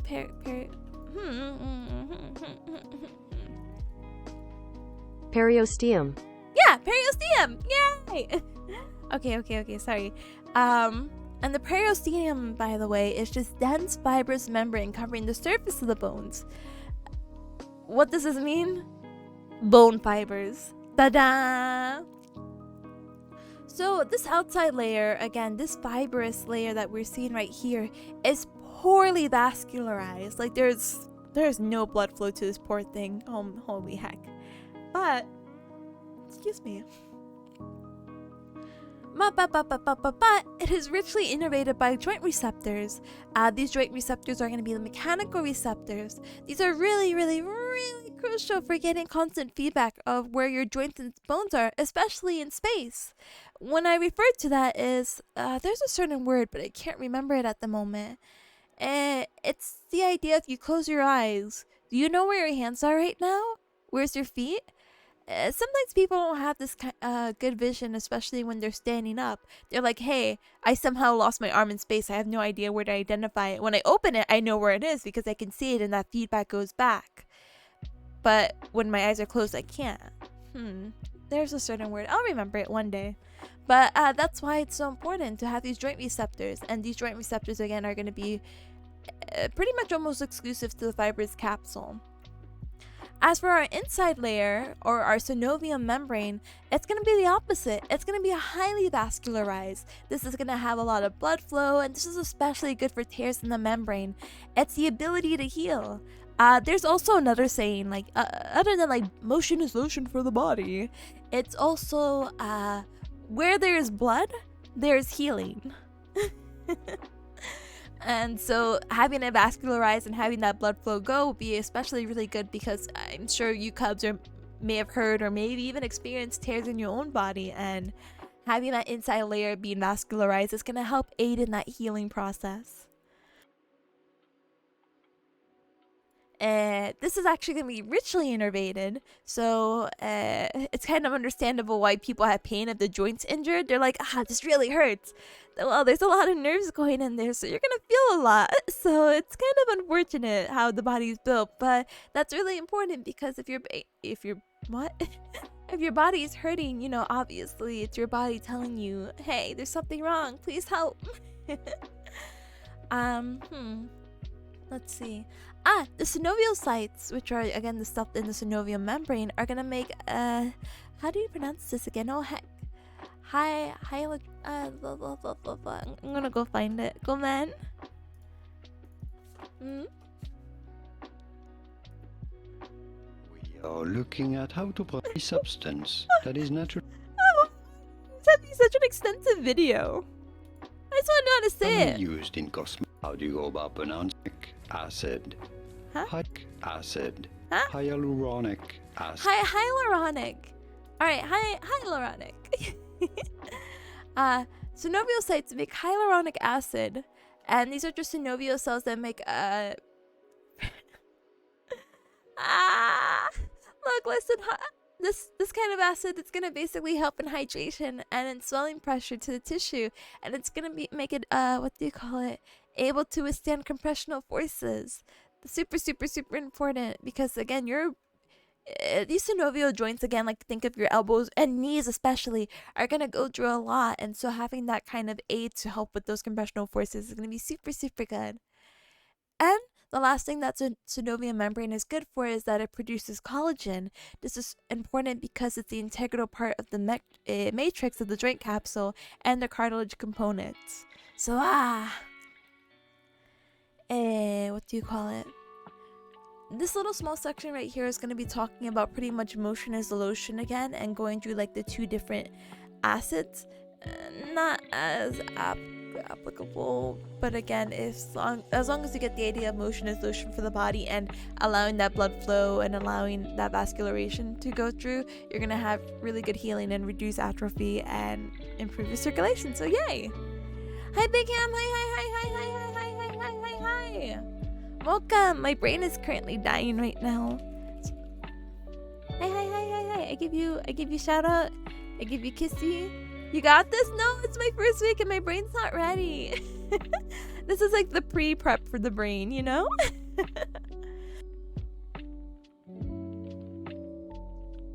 But yeah, welcome. I think I'm almost done. I think all I have to talk about is mechanical forces and the different kind of synovial joints that we have, and life will be good, hopefully. But for now, not to go sooner than the timer, but I have no idea why my voice is dying. I cry every single time. So I'm actually gonna go take a breather and grab some water. So I'm gonna start the timer a little bit early, if that's okay with you, Cubs. I promise I'll be back in 5 minutes. Here, I'll be like, be right back. 5-minute break. To anyone else who's just coming in. Wow, so big brain! And we'll highlight it in big ham color. Alright, be right back.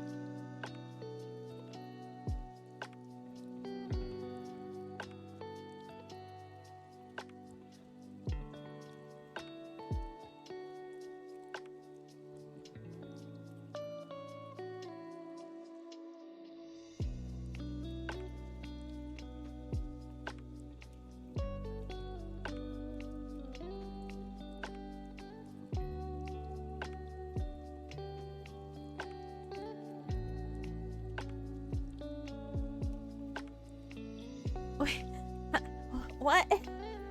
This is me stretching my back, I think.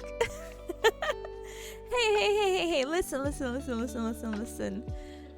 I'm just taking a break. I just need a good stretch, Oh. No, my voice is still dying. Why am I like this? I'm just gonna talk like this. I'm so sorry. I promise I'm not sick. What happened is that I did eat a lot. And you know, my voice, what do you call it, becomes like a smoker when I do that. Oh no, don't say that. I cry.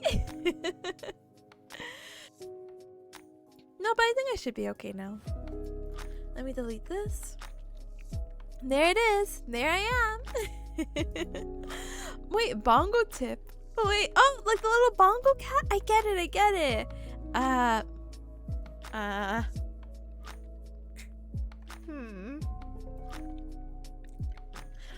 have my hands separate for whatever reason. So, bongo, bongo, bongo, bongo, bongo.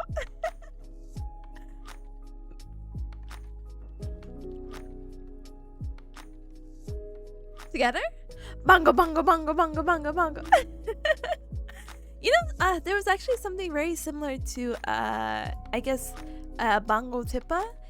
When Chenna had debuted, oh my goodness, that's gonna be some digging, some hardcore digging. But when, how do you say it? When Chenna got into Nyarako, I think Teru had drew art. So someone who had drawn art. And it was super, super cute. And I think it was just like welcoming Chenna in. And it just looked like I was doing like a little bongo thing. And I'm like, welcome, Chenna! Ah! Let's see. Do you think I'll be in the, what do you call it? The Nyarako Discord? Hold on. Hold on, hold on, hold on, hold on, hold on, hold on, hold on. No! Hold on, hold on, hold on. No! You don't think you've ever seen it? Oh, I got you. What? I wish there was always like a slightly faster way of like finding things on Twitter. But there's not. Let's see, what if I put Chenna Nyarako or Nazeli Records? I'm sure if I ask Teru, maybe? Oh, wait, advanced search. Alright, Chenna Nyarako Nazeli Records. Huh? Chenna first name, Chenna last name, Nyarako. Basically.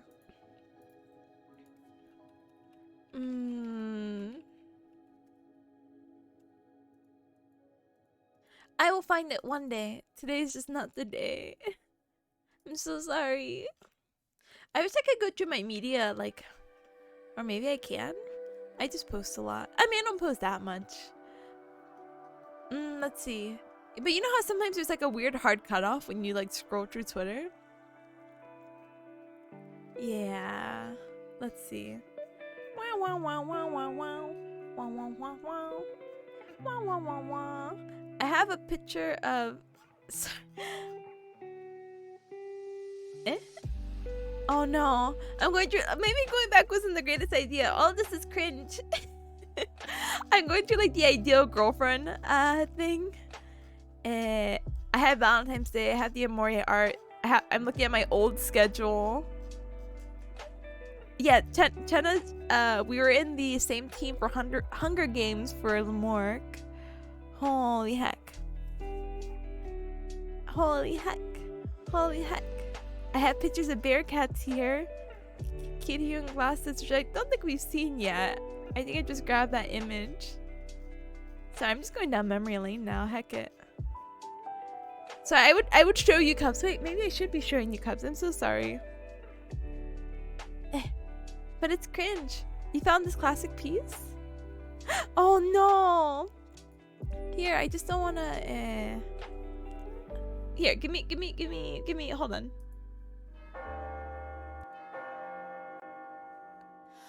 I just had to crop out the Twitter thing really quick before I accidentally do something even more dummy, you know? Ah.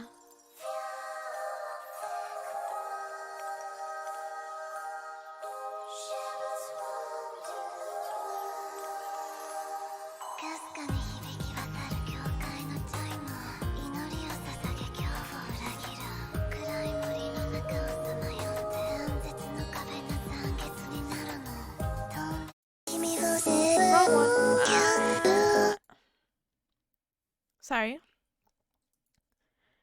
I'm feeling more powerful and we'll use your chart too. Oh, I'm glad. I'm glad.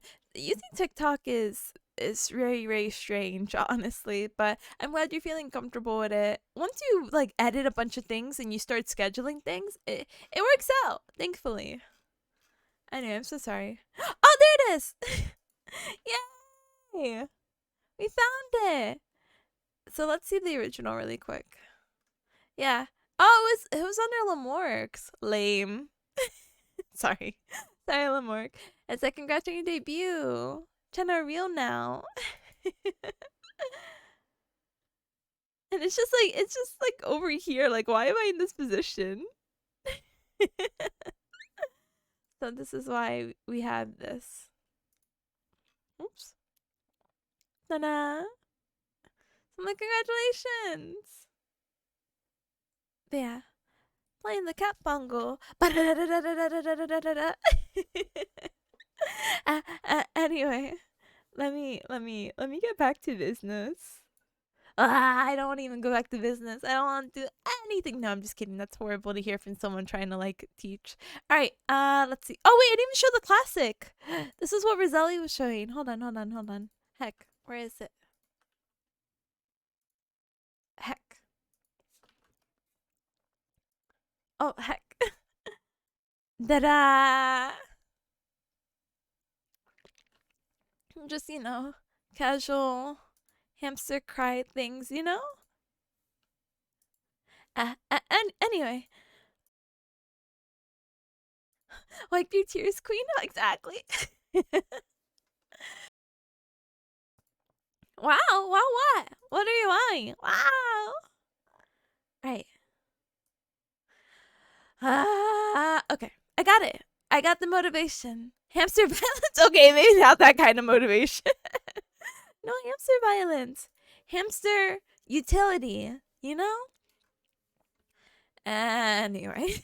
Back to studying because we're almost done with this dummy Google Doc and then I can free myself from heck. So we have several types of synovial joints. Again, synovial joints are going to be the joints that we want to move. We can categorize them and I have some images so we don't have to stare at this like blank white screen. But we have hinge, which is how I'm feeling right now. Unhinge. No, I'm just kidding. We have hinge, pivot, condyloid, I believe. Yes. Saddle, ball and socket, and gliding. So let's see some images, right? So again, we have our gliding joint. This one is again a little spooky. This is the one I was mentioning a little bit earlier, but you can actually grab someone's clavicle and just move it. Wait. Lion, please. I'm just trying to say how to move someone's collarbone. But Lion, thank you so very much for the gift of 20 subs. I appreciate you very, very much. Thank you. How to kill a man. No. Lion will kill me with kindness before I kill a man. But thank you. No, but moving the clavicle won't kill a man. I'm sure it's fine. I'm like, will you compress a normal, sorry, will you compress an artery? Maybe, but it won't kill you unless it does. So big,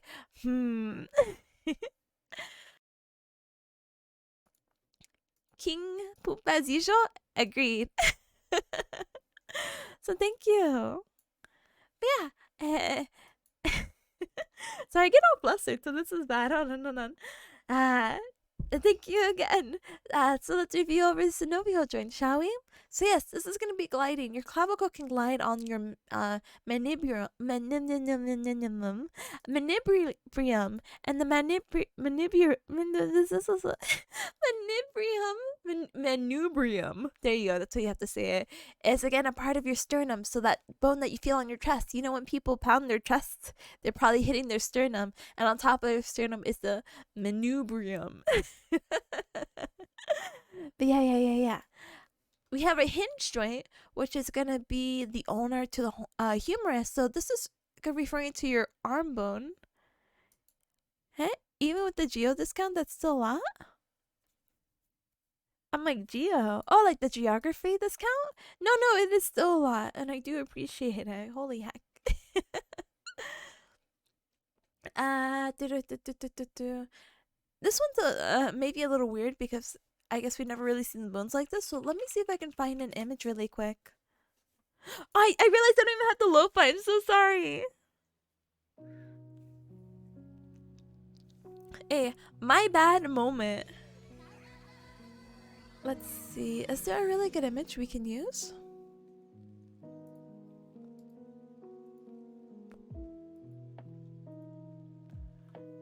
This is slightly transparent, so maybe not the best, but I'll get the image true, you know? So when we refer to hinge, it's pretty much how it sounds. So you have this bone called the ona, and this is a bone that's gonna be on the side of your pinky, and it has like a hook or a crescent moon shape on the, sorry, I'll zoom in, on the side. And what's gonna happen is that it hinges on your humerus. So again, here's your elbow right here, there's your arm, your humerus, which is part of your arm bone, and then the ona is gonna hinge onto here. Alright.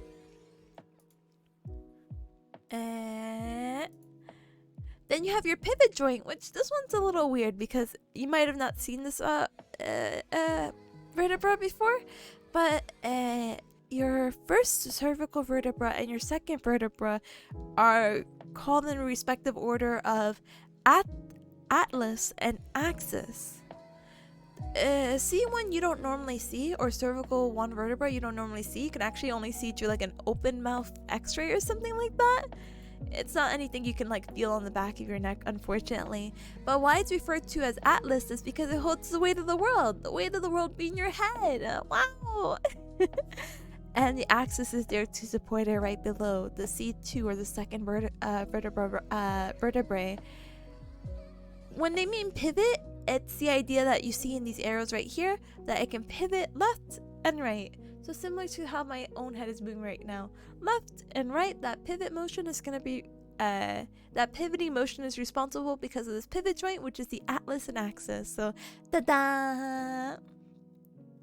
We have some weird wacky ones, which is the epsiloid joint, which is something we won't talk to for a little bit, but this is a, let me see if I can get a better example. One moment, everything requires better examples. Even though we're going to be talking about this anyway, but it's okay. But it's pretty much like an oval shaped bone. Like, I can't pronounce words right now, so it's a little embarrassing. But you know when you use the, is it called ellipse? The ellipse tool, like in Photoshop, to make that like circle or something? Ellipse is the ellipsoid, and that's, again, giving the name of why that joint is so round. I'm actually not getting that great of images, so I'm so sorry. You'll have to rely on the one that I have in the document. But you see, it is of a circular shape if you squint. The saddle joint is going to be named after what the actual saddle is. You know, when someone sits in a saddle and they're kind of comfy, right there, they have that place to sit. The same thing with the bone. The bone is curved right here. Ta-da! Curved right here, and then this bone of the thumb sits right into it, just saddles right in. And that's why the trapezium is a saddle joint. This, by the way, again, is just some of the bones of your wrist, and again, that's your thumb. The right picture looks like a Figma joint. Honestly, yeah, like all of these are just like, here, let me show you like 3D examples and shapes, which can be really helpful, but I rather just see it on the bone, you know? And then last but not least, the common one that maybe some of you have had heard of is your ball and socket joint. So this is your shoulder right here. This is the humerus, your arm bone, going into this glenoid humeral cavity of your scapula, which is this is what people refer to as like your shoulder blades. So scapula, shoulder blades, your arm into that glenoid cavity. This rounded shape and the movement that it provides is that ball into the socket. Similar to this 3D image that you see right here as well. This is a long booty chart of like different examples of again, the synarthrosis, amphiarthrosis, and diarthrosis joints that we have. This is my little like red light, green light, 1, 2, 3 version. So that's just a little bit of review. And hey, it's study hours. Hi, Mio. Hi, welcome. Or sorry, just me. hello. Wait, I'm confused. I see. Wait, JSG, are you here? Huh? It says you subscribed, but the notification didn't go off? Question mark. Oh wait, is this still following up? Wait, is this still Lions? Wait, but wait. I'll keep it as is. I was just spooked for a moment. I'm like, oh no, maybe my alerts are not working. It's okay. But yeah, here's gonna be the last thing that we're gonna be discussing. So we're gonna talk about biomechanical forces. So let me scroll a little bit. So let's talk about the two things, okay? We're gonna talk about stress and we're gonna talk about strain. Go! Okay, now I know my alerts are working. Hi, Game Dude. Hi. Thank you so very much for the follow. Welcome to the Cub Club. Welcome. Yeah, stream elements might be a little late. Just a teeny weeny little late. It scared me, though. So, did I come late to class? No, you're fine. Anytime's a good time as long as you're here, you know? Welcome. We're just talking about the last component that I have for my notes at the moment, and then we'll go over some muscle flashcards, and I think we should be good. I feel smarter looking at the screen already. I mean, hold on, let me get you. It's okay, I took roll call for you. Thank you, you guys are too kind.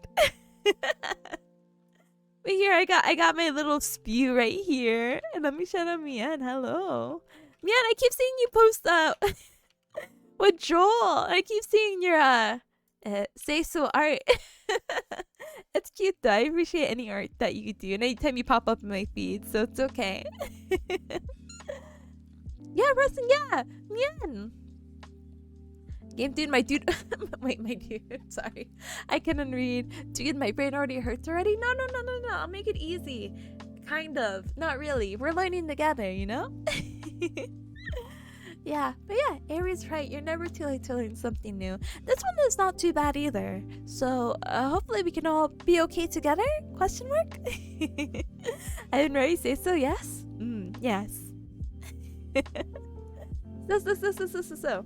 Let me posture check myself. All right. So, stress. I know we're all kind of familiar with like the mental stress and the toll that everything takes on us, but the stress that we're referring to in biomechanical forces is going to be force over area. I know that sounds like an awful math equation or a physics equation or something like that, but let me explain it a little bit more into detail. So it is the force over an area. So when you increase the area of contact, you require less force. So think of a hand on your back. If you ever want to press on someone's back because they're like, hey dude, can you crack my back for me? And you're like, look, I was never licensed, I really don't want to do that. And they're like, oh no, trust me dude, just do it. That increased area of contact using your hand is going to require less force to be pushing onto their back. If you use less area of contact, such as your thumb, you're going to be requiring more force to create that motion of wanting to, I guess, push on that person's back. Does that make sense? What class is this? Oh, this is anatomy. This is just a gross anatomy, if it helps. But in a little bit, we'll talk more about muscles and all that. So welcome. Huh? Wait, what does the emoji mean? I need to know this. Anyway, bear paw on my back. Very relaxing. When's the next test? God, I will look at the syllabus, but this is only my first week. I am not worried about tests. But yeah. So that's stress. Again, it's the force over an area. Strain, on the other hand, is going to be the resultant force from stress.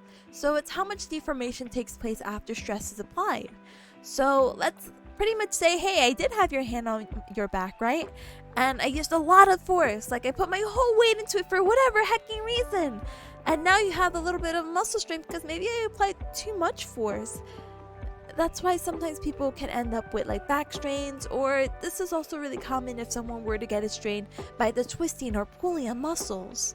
But Mini Michael, thank you so very much for the follow. Welcome to the Cub Club. Welcome, welcome. And a brief redeem. I got you. I'm gonna die. Hold on. One moment.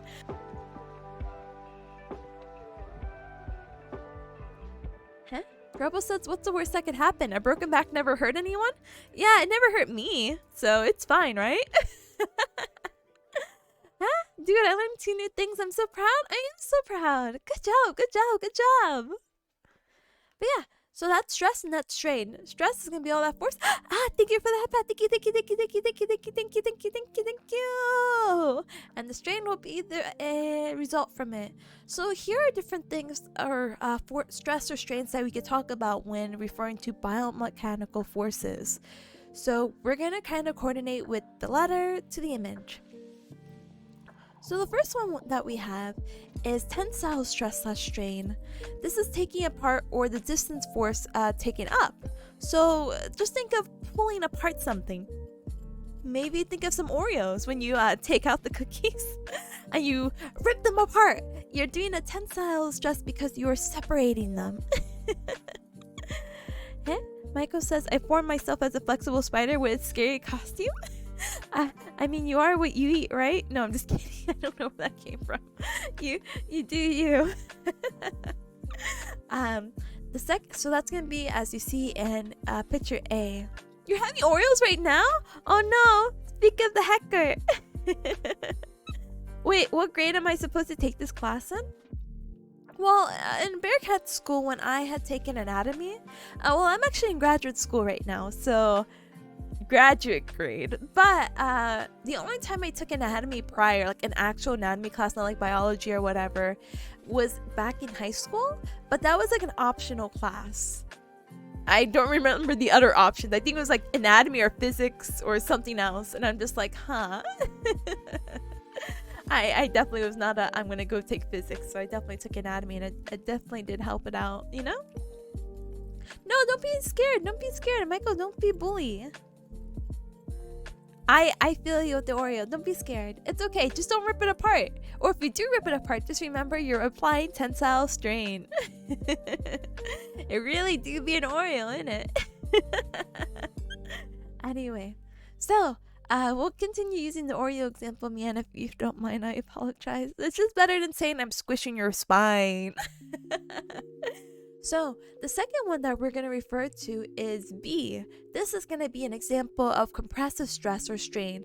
This is coming together from a ground reaction force. So pretty much, I feel like this would be a better thing if I talked about the gate cycle, but let's just use the Oreo example again. Instead of pulling the Oreo apart, we're going to be squishing it down. And now we can talk about the spine a little bit. So that frosting of the Oreo, treat it like the intervertebral disc, that jelly substance. If you compress it too much, it might start spilling out, and then that's when you have to go see a doctor. So I apologize. No. Let's see. Please put the Oreo down. I'm sorry. Sorry. So moving on to shear force. Shear force is going to be located in C. Shear force is 2 equal but opposite forces that are going to happen to a particular soft tissue. So think of one half of the Oreo, the top half going on the left, and the bottom half going to the right. The frosting's going to kind of be a lot of whack too, but that's an example of shear force, and that's also something that can happen in your spine, unfortunately. Now this one's a little wacky. D, it's actually tensile force, which remember we're taking apart, and compression force. The combination of the two, it's actually going to create a side bending force. So you see right down here, this is going to be the compression force because it's pressing together, and this is going to be the tensile where they're pulling apart. So like if you lean in, you're creating that kind of force. Don't be scared though. Don't be scared. Everyone side bends. That's just an action you can do, thankfully. But that is what your spine is doing. When you side bend, it's an equal but opposite reaction of another motion, which we'll talk about, I think, a little bit later when we go into the muscle cards with the a quadratus lumborum, which again is just scary words, I know, but it's a muscle that we'll look into a little bit more after this, because after this we're done, okay? We'll go over to F. So F right here is torque force. So if you cubs are familiar with your physics class, or if you're familiar with torque, or using what is the tool that people use, a wrench, like a wrench and a screw, no, not torque, torque. Sorry. No. Torquing it, I don't want to even think about the stress and strain that you put on your back and booty to like get that motion. But thank you, game dude, I appreciate you. Thank you. But yeah, and let's see. Torque forces are going to refer to exclusively rotational forces on your body. Hey, I'm Plato or Pito. Thank you what? Huh? Pito, thank you so very much for the follow. Welcome to the Cup Club. Welcome.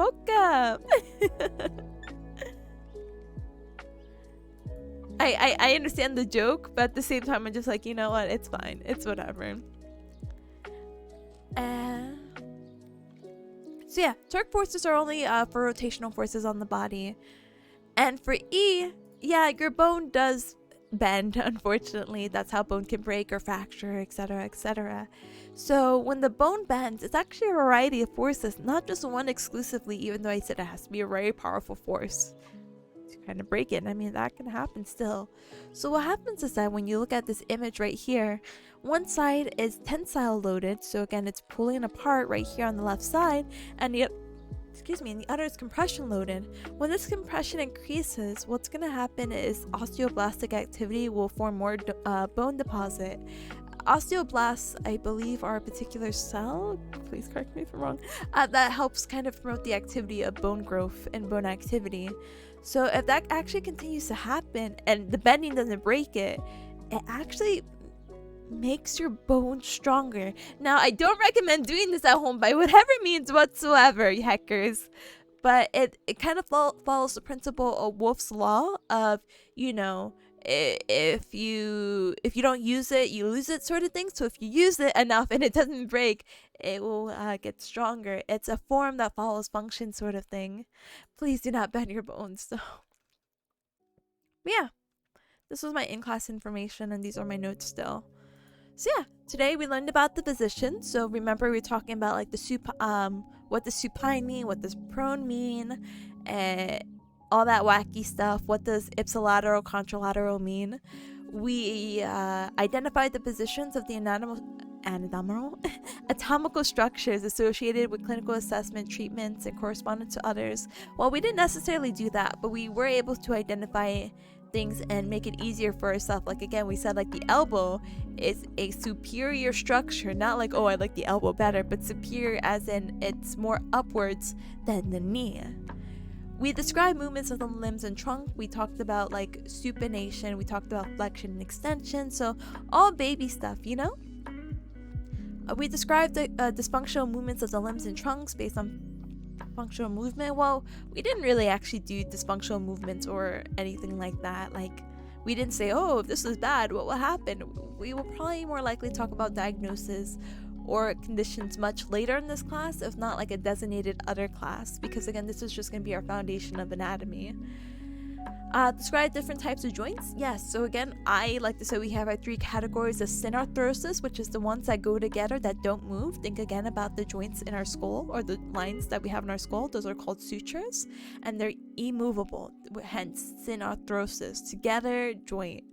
We have ambiarthrosis, which is the one that's semi-movable when we were talking about the pubic symphysis, where it's important to have that slightly flexible, especially important for childbirth, because how the child head's gonna go through the freaking fracking birthing canal, am I right? And our last one, which is gonna be the synovial joint, which I felt like we went extensively into detail, especially for joints such as like ball and socket. You need that fluid, you need that congruency, you need that motion as lotion to be able to function, and that again is just your three types of joints. and compare the structures and movements of various joints. We just talked about the biomechanical forces right here about the tensile strain and stress. Remember? Remember that stress is going to be the force over the area, strain is going to be the resultant force of all that, and here's are all these fun, wacky ways of how we can move our body and how it can affect us, you know? So, ta-da! And we have 2 minutes to spare, so that's great. We could take a little bit of an extra break. And the lessons are short and simple. I love the class, thank you! So, we kind of did all that. So join me next time. I believe this week I have to do unit 2 and 3. Or no, 3 and 4. So we're going to learn more about the spine. So life is going to be okay. Any ear facts? Did you know there's a thing called tympanic membrane? It looks like it sounds like the name Tiffany. Tiffany or Tiffanya. So let's see. Let me grab you a picture of the ear to answer your question. Sorry, you'll have to forgive me. One moment.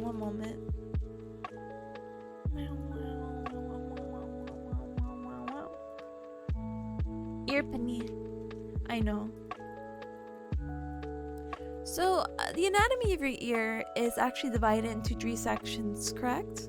So, you're gonna have your outer ear, your middle ear, and your inner ear. The tympanic membrane, which some people again have just made jokes from the name. The tympanic membrane is going to be located within your middle ear, and this is also going to be referred to as your eardrum. Yay. The eardrum, if I can remember correctly, should not amplify sounds. Like, sounds that are loud should be oh no, it isn't? Oh heck. It collects sound waves and channels them into the ear canal, the to the exutor. Oh my gosh, it's been a while since I've seen it. Wait, what do you mean? Hold on, no. I'm reading this wrong. No, heck you. You read this wrong. I got it. Hold on. Here, we can just say the eardrum is this. The eardrum protects the middle ear from debris and bacteria. So bam, you won't get any weird insects in there. And if you do, that sucks. Your body did everything it could to avoid that. Now I will only refer to the eardrum as tympanic membrane. No! Politely do not. It is a-okay.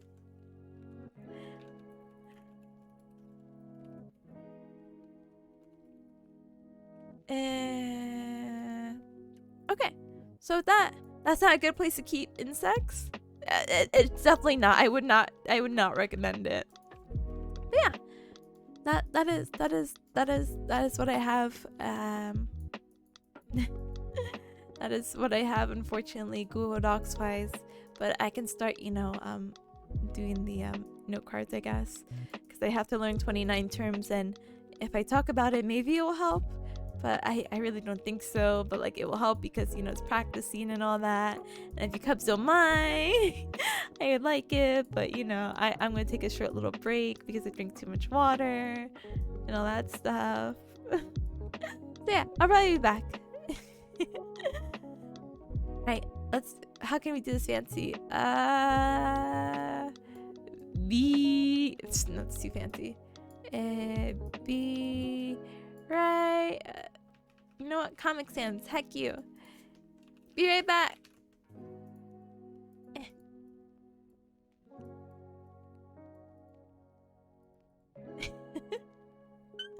No study streams here. Or no BRB screens here. No, maybe I should use the BRB screen. That's why I have it. The whole purpose. Okay. I'll actually be right back. I should be less than 5 minutes, but...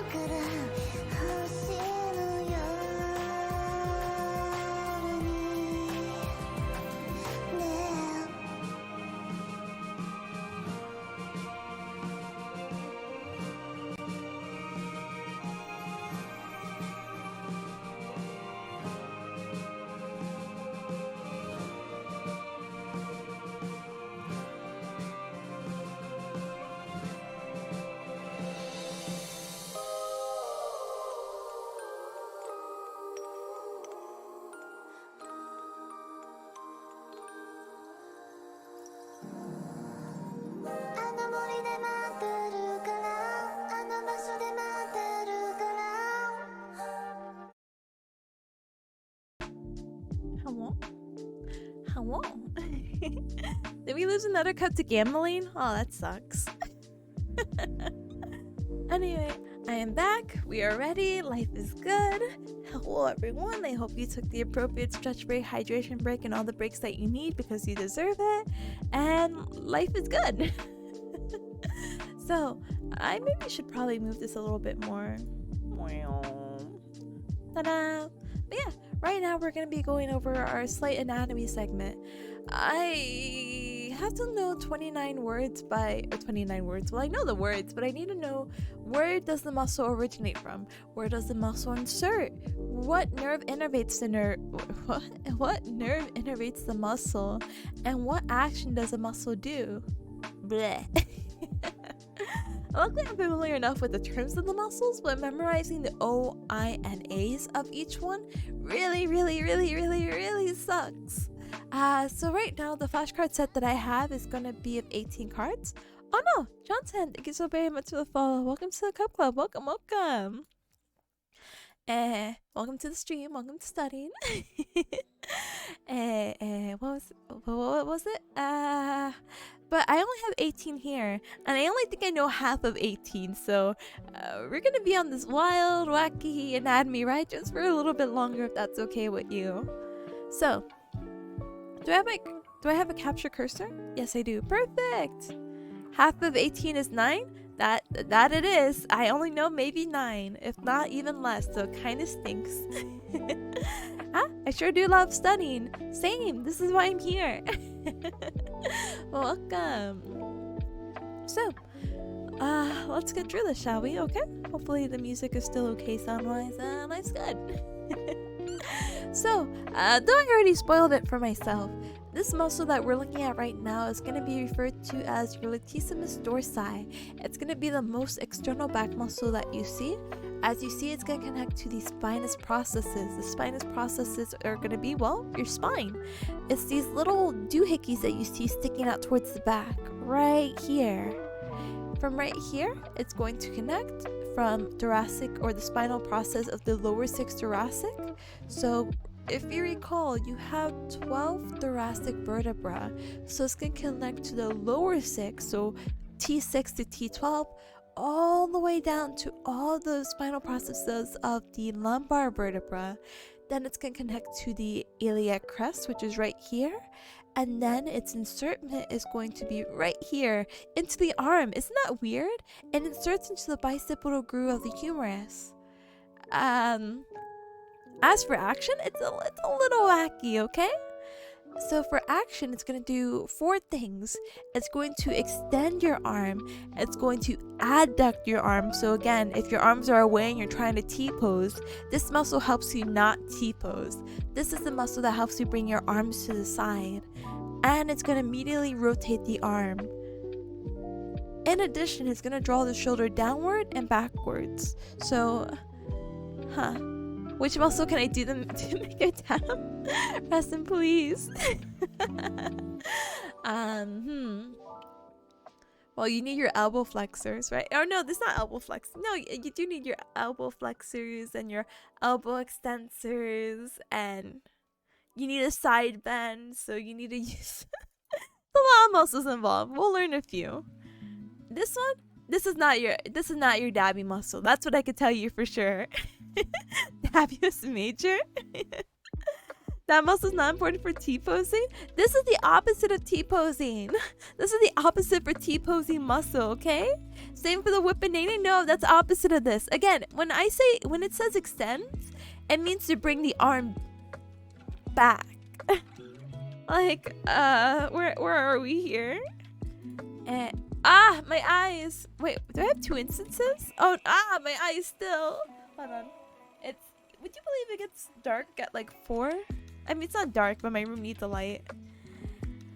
So, this is you, right? You're beautiful. No, we're not bringing anything back. This is you. When we say extension, right?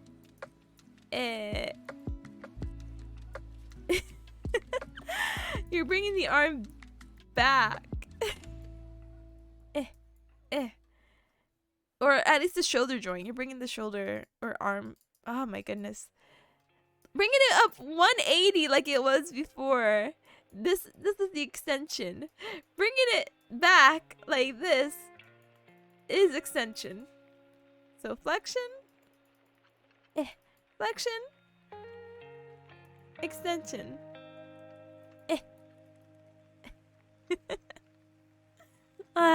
Anyway. Bam. So yeah.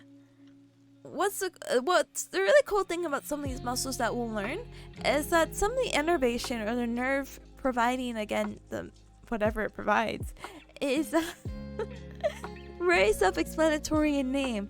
So for the latissimus dorsi, the thoracodorsal nerve is going to provide innervation for it. You're going to dip? No problem, Rob. Please have a good one. Thank you for stopping by. Thank you.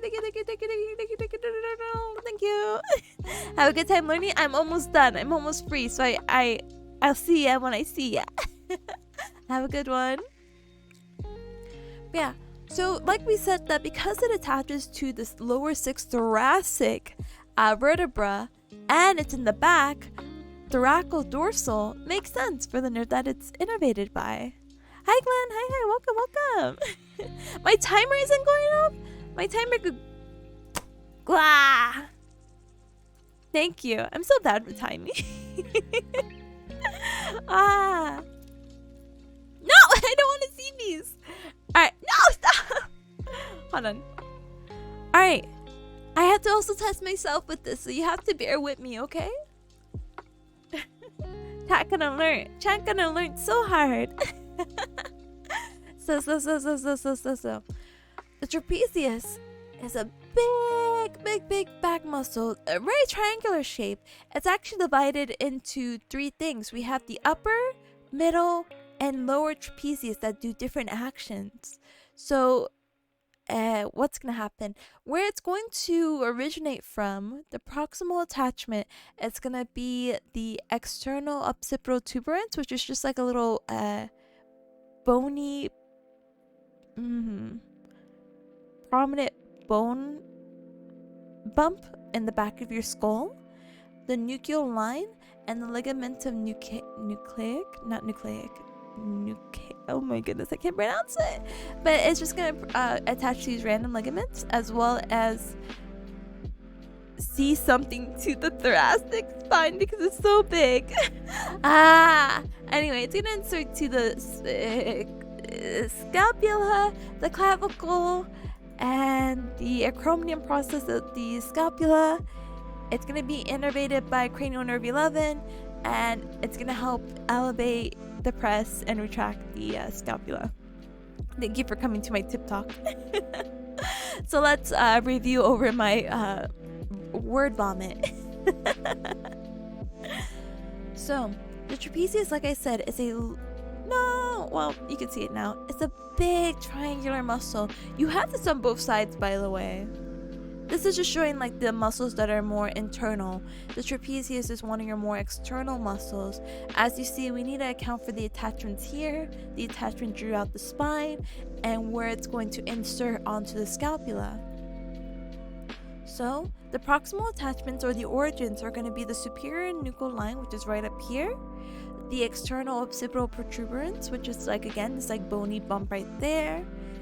Okay, and it's going to attach, you see this is ligamentum oh no, I'm finding the pronunciation. I'm doing it. Pronunciation. Nuki? Huh? Nukai or Nuki. Nukai. Okay, that's Nuki. Yeah, Nukai for sure. Alright, like I said, it's going to insert to the clavicle, which is going to be the collarbone in the front. It kind of wraps around like that. Nuki. Oh no, missing new hours. And the spine of the scapula, which is not seen here, but you can see it. Oh, wait. I can't capture my cursor. What's wrong then? Okay, this is the spine of the scapula, and then it's gonna also insert to the chromium process, which is right over here. So the actions are going to vary to what section of the trapezius you're talking about.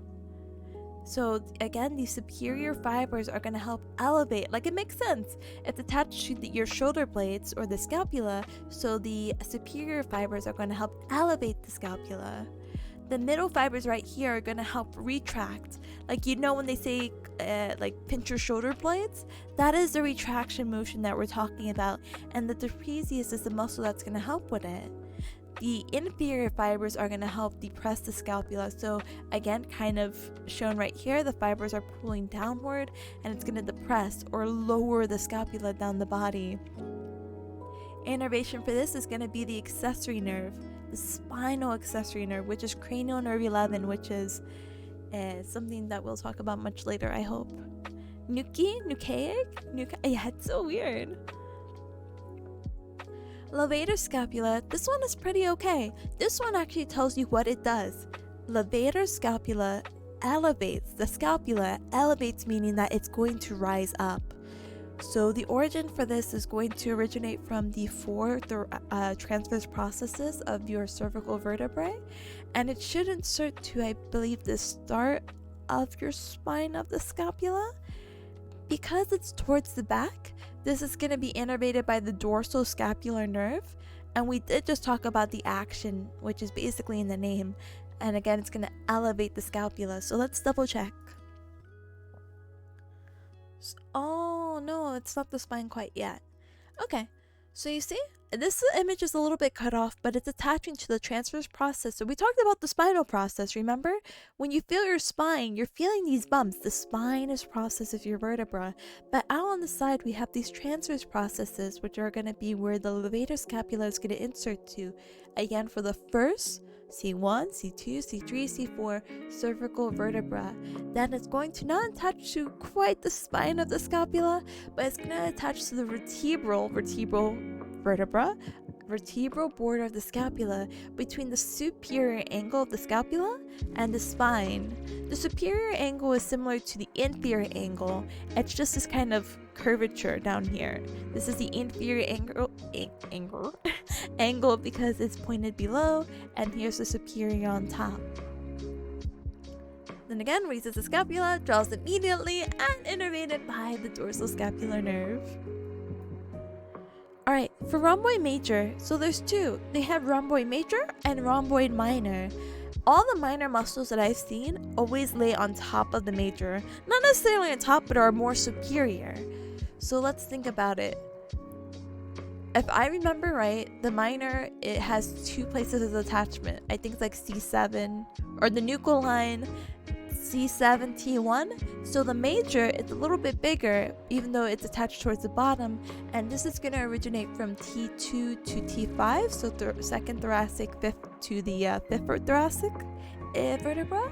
It's going to insert to the, I think, the medial border of the scapula.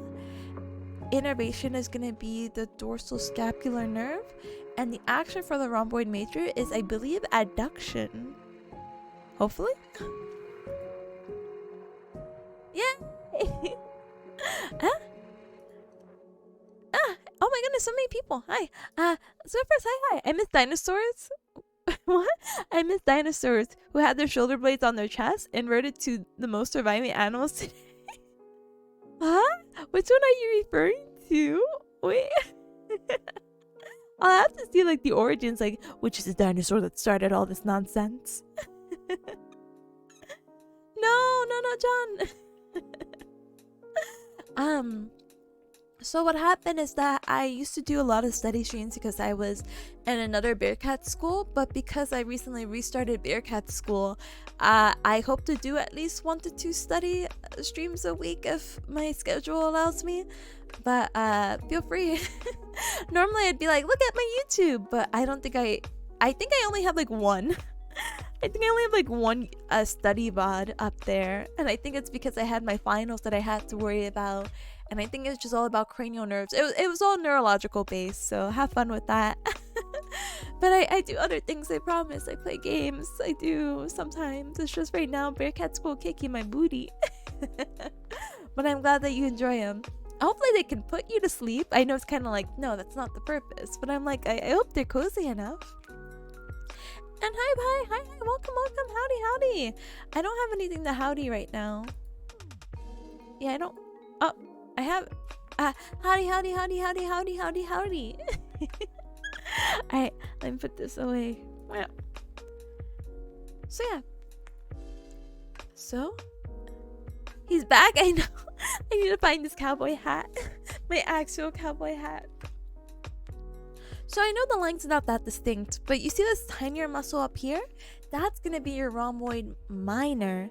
The thing that we're being quizzed on was our rhomboid major. So it's this big muscle right here. So it does connect to T2 to T5. The insertion is going to be the medial border, so between the spine of the scapula and the inferior angle, and it is responsible for adduction and downward rotation of the scapula. It is also going to be innervated by the dorsal scapular nerve. Again, dorsal meaning back, scapular meaning scapula, and ta-da! We did it! No!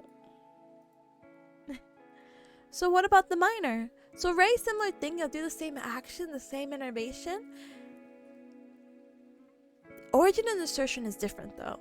So the origin for this one should be the nucleic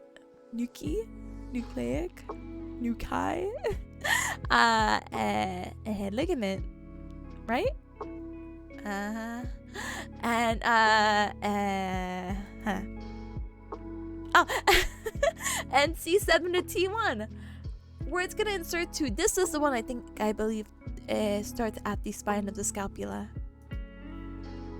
Yes, root of the spine. Okay, the nuclei ligament. So right over here, it's going to attach a little piece of it. It's gonna get our C7 vertebra, cervical vertebra, and attach to T1. And it will insert itself to the root or the very beginning of the spine of scapula. Again, it does your adduction, it does your downward rotation, and it's innervated by the dorsal scapular nerve. Okay, this is a muscle that we were talking about before. Why? I don't remember, but I'm very excited to teach it. So the quadratus lumborum, I can't remember a lot of it at the moment. That's so unfortunate.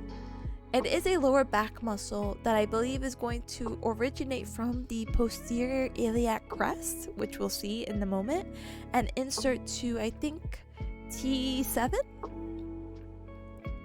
Huh, let's check it. But it's definitely going to be innervated by the ventral rami, or rami, so... Or rami, oh my goodness, excuse me. So yeah, isn't this such a weird shaped muscle?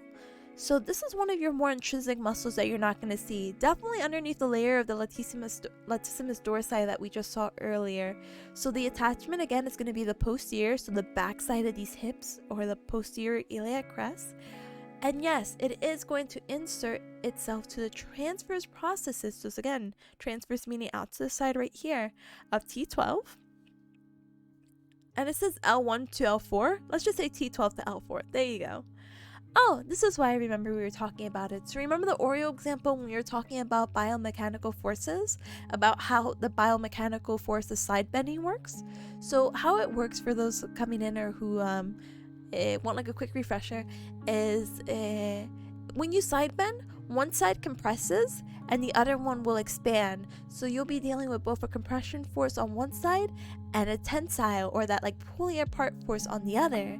This muscle will help with that. So what's going to happen is that, yes, this muscle will help you side bend your trunk, so like your torso, but with that, you're elevating your pelvis with it. So, ta-da! There you go. Those are really easy to strain due to people's lack of using them. A common mistake while working out. Oh no, I didn't realize people are just going left and right straining them. Big hack. But yeah, just be careful out there whenever you're working out. If something doesn't feel right, don't do it. I guess that goes with everything though, huh? But yeah. The multifidus this is a really fun muscle to me. I know it originates from the transverse process. I just don't necessarily remember where. And it inserts itself to the spinous process. But how I like remembering this muscle is that to me it looks like a Christmas tree. Maybe not this picture that we'll see in just a moment, but that is one way I remember it because of kind of the zigzag, like when you Christmas tree a test too. That's exactly how it looks like. I did mention previously that the actions, it does help with spine extension. I think it also helps with rotation and one more thing, and it should be innervated by the dorsal rami. Ooh, okay, so you see how it kind of has that zigzag, not Christmas tree pattern, like the zigzaggy, but not necessarily that. Again, transverse process, so these things that are protruding outwards all the way down. All the way down to the posterior sacrum right here. So, you know, here's your tailbone right here. Here's your sacrum. So that's where it's going to reach. And then where it's going to attach is the spinous process. So we're doing that Christmas tree motion. Transverse process, spinous process. T, S, T, S, T, S, T, S, T, S, T, S. So, yes. Okay, so we did say it doesn't help with the extension, the side bending, and rotation. Okay, that's the one we're missing. We're just missing side bending. So it definitely helps out and works with the muscle we were just talking about previously, the quadratus lumborum. It's one long boy. It is, right? Selleck says, I swear this entire length of the muscle is sworn me. I'm sorry. Do you have any problems with extending your back or side bending or rotating at the moment? If so, that might be the muscle that is giving you issues. The issue with the multifidus though is that it is one of the deeper muscles. So it's very difficult to get to. So like any kind of massage may help, but you need to go deep. Eh? Mr. Scruffer says, nah, when they do certain workouts that require a bit of turning movement or even sitting on the toilet and having to turn, people people tend to strain them since they never use it in their day-to-day life. I see. Man, that sucks. Imagine going to your doctor being like, my back hurts. What did you do? Well, I was pooping and I just like twisted to grab the toilet paper and I just felt this strange pain. I mean, it's not to point fun at it. It's just like the origin stories is kind of not like exciting. That's okay. Oh, a subclavius. So subclavius is a very interesting muscle. It's pretty much in the name, sub meaning below and clavius referring to the clavicle. This is going to be a muscle that is underneath your clavicle.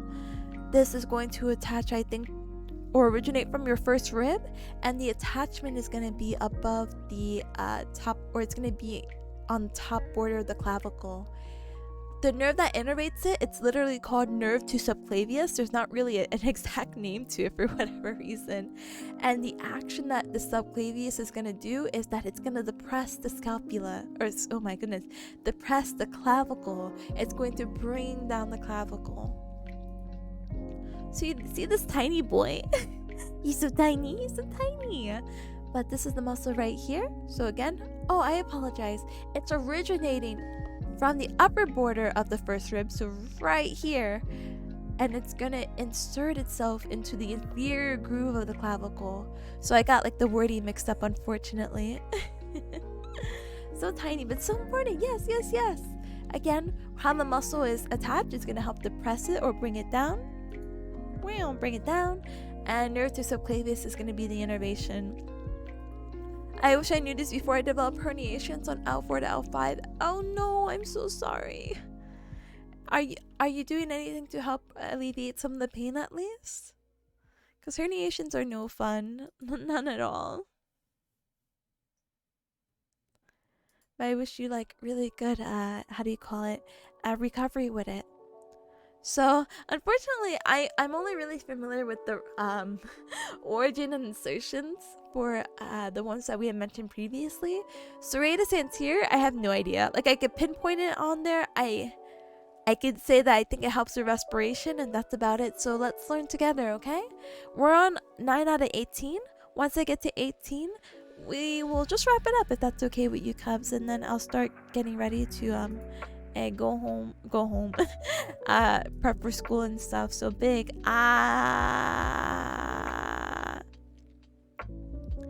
anyway, let me see. I'm doing the moves my physical therapy gave me. Oh, that's good. That's really, really good. I know some people use physical therapy and it's helped them out a lot. So I'm very, very grateful for the power of what they can do. I had physical therapy a few years myself because, you know, I'm a bearcat who likes to sit and be sedentary. Obviously, I had a lifestyle change, like work out and all that stuff. But I still, when I don't work out, I'm sitting for like 18 hours in my chair. So,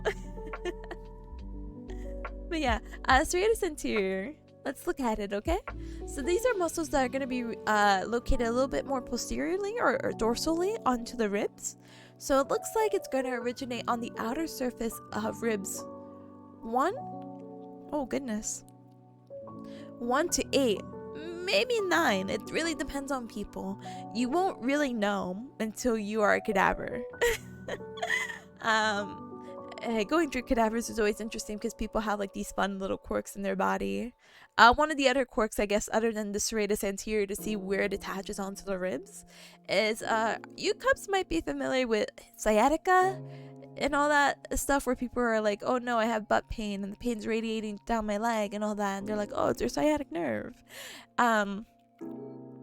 Your sciatic nerve is a combination, I believe, of 2 different nerves. I know it's your piriformis. Let's do the research really quick. I'm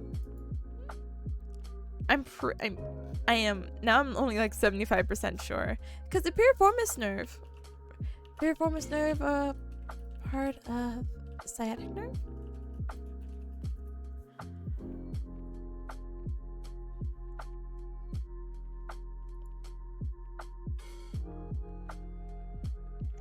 No, I'm just getting sciatica versus piriformis syndrome. No. The sciatic nerve divides above the piriformis. Okay, cool. Yeah, look, listen, you know, wait, that divide can vary. It can go over the muscle, under the muscle, or in between the muscles, and it really varies from person to person. I just don't remember what is more common.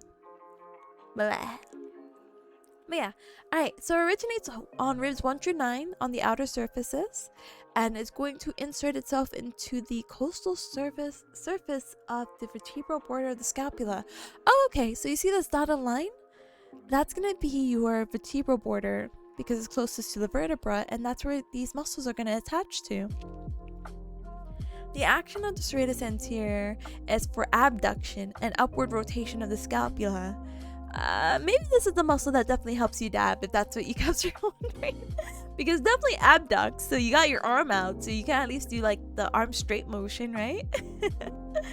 And it helps with upward rotation of the scapular protraction. So yeah, definitely helps with dabbing. And the innervation is going to be long thoracic nerve, which is really honestly a long nerve. If I had time, I would show you perhaps a picture. Funky shoulder muscle. Oh no, you haven't heard of it quite yet. Now we're getting to the real shoulder muscles. So. We're now going to dive into the world of rotator cuff muscles, which is a really common thing that people seem to injure for whatever reason. There's really fun ways of memorizing it. I like to call it SITS. SITS, and we'll go through the muscles hopefully in that order. So we have the supraspinatus, right? The supraspinatus is actually kind of in the name. This is a muscle that sits superior the spinatus, or the spine of the scapula. So you see it sitting right here. It's really, really special because this area that's sitting in, the origin of this muscle, that location is called the supraspinatus fossa of the scapula. So it's named after the muscle. The attachment, or the insertion, is going to be the superior facet of the greater tubercle of the humerus, which is not necessarily seen here, unfortunately, and in the capsule of the shoulder joint, which is something not necessarily seen here as well. This muscle right here is going to help with abduction and externally rotating the arm, and as a rotator cuff muscle, it's going to help stabilize the humeral head.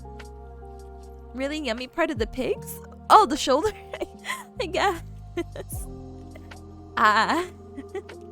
This muscle is going to be innervated by the suprascapular nerve.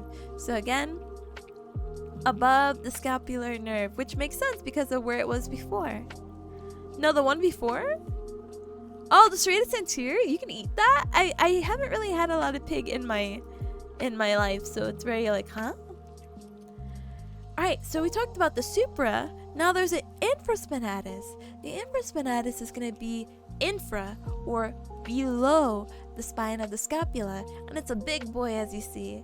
So it's going to also originate in the infraspinatus fossa of the scapula, and it's going to insert into the middle facet of the greater tubercle of the humerus and the capsule of the shoulder joint, which is right around here. This is going to help with external rotation of the shoulder, and again, as part of the rotator cuff group, it's going to help stabilize the humeral head. The nerve that's going to innervate this is the suprascapular nerve. I've been waiting for this. Hello, Ashley. Hello, Cypress. Hi, Toro. Hi, Nydia. Hi, Weber. Hi, Robo. Hi, Raiders. Welcome. Did you play Sonic until your hands fell off? Huh? I don't recall, or I don't remember. I think you were saying you were going to play as long as you could. So welcome. Welcome, Raiders. Cubs, you know what to do. Thank you for the ham smashes. Bow, bow, bow, bow, bow, bow. He played through all the Sonics? My dude. Anyway, oh goodness, there's the timer too. Welcome, Raiders. Welcome.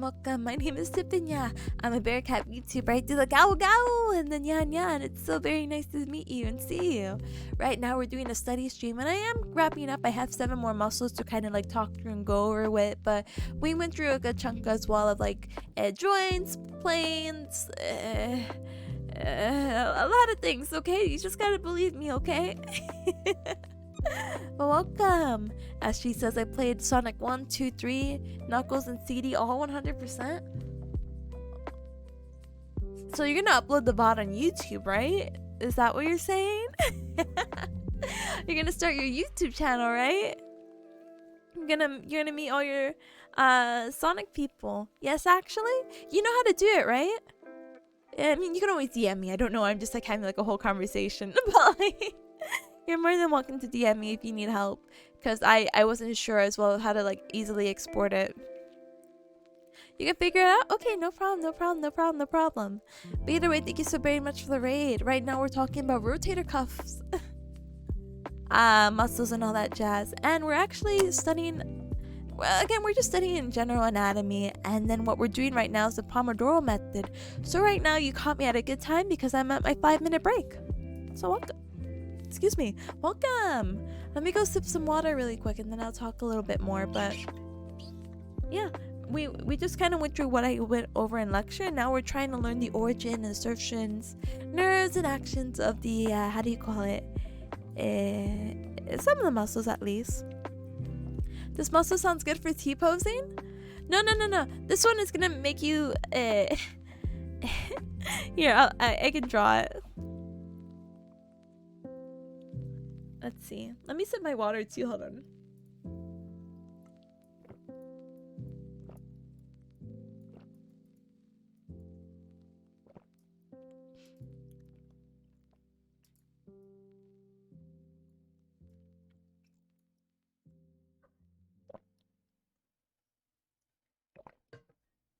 Sorry, that was a long drink of water. Anyway. I feel bad because I figured you were gonna end soon, but I had to drop off my sub guy somewhere. Who was the one who came up with the sub guy's name? I was kind of there. Sorry, it's not like a shrug. So, you know when you have your, let me get a better picture. So, you know when you have your arms to the side, like an anatomical position, right? So when you go from anatomical position, external rotation is keeping the elbow here and your arm out. So it's not like a shrug, but it's like a weird awkward hug where your elbows are kind of tucked to your waist and your arms are out, like, you know, like, bring it here, buddy, bring it here. that is the motion of this muscle. The infraspinatus is going to help with ER, or external rotation. Or like holding a tray. Yeah, it's that kind of motion. But yeah, Ashley, please go eat something super yummy for the both of us. Please have a good one, and thank you so very much for the raid. I do appreciate it. Almost 7-hour stream. I know you said you were going to stream for a long time, but I thought it was all one game, so I was just like, Oh boy, OG. But don't worry. Chief Cypress, answer your or chef. Huh. Cypress, just to answer your question, can you upload to YouTube straight from the Twitch VOD? Yes, I've been downloading the VODs individually. I wonder if I can help right now. Let's see. Give me one moment. I apologize. Wow, wow, wow, wow.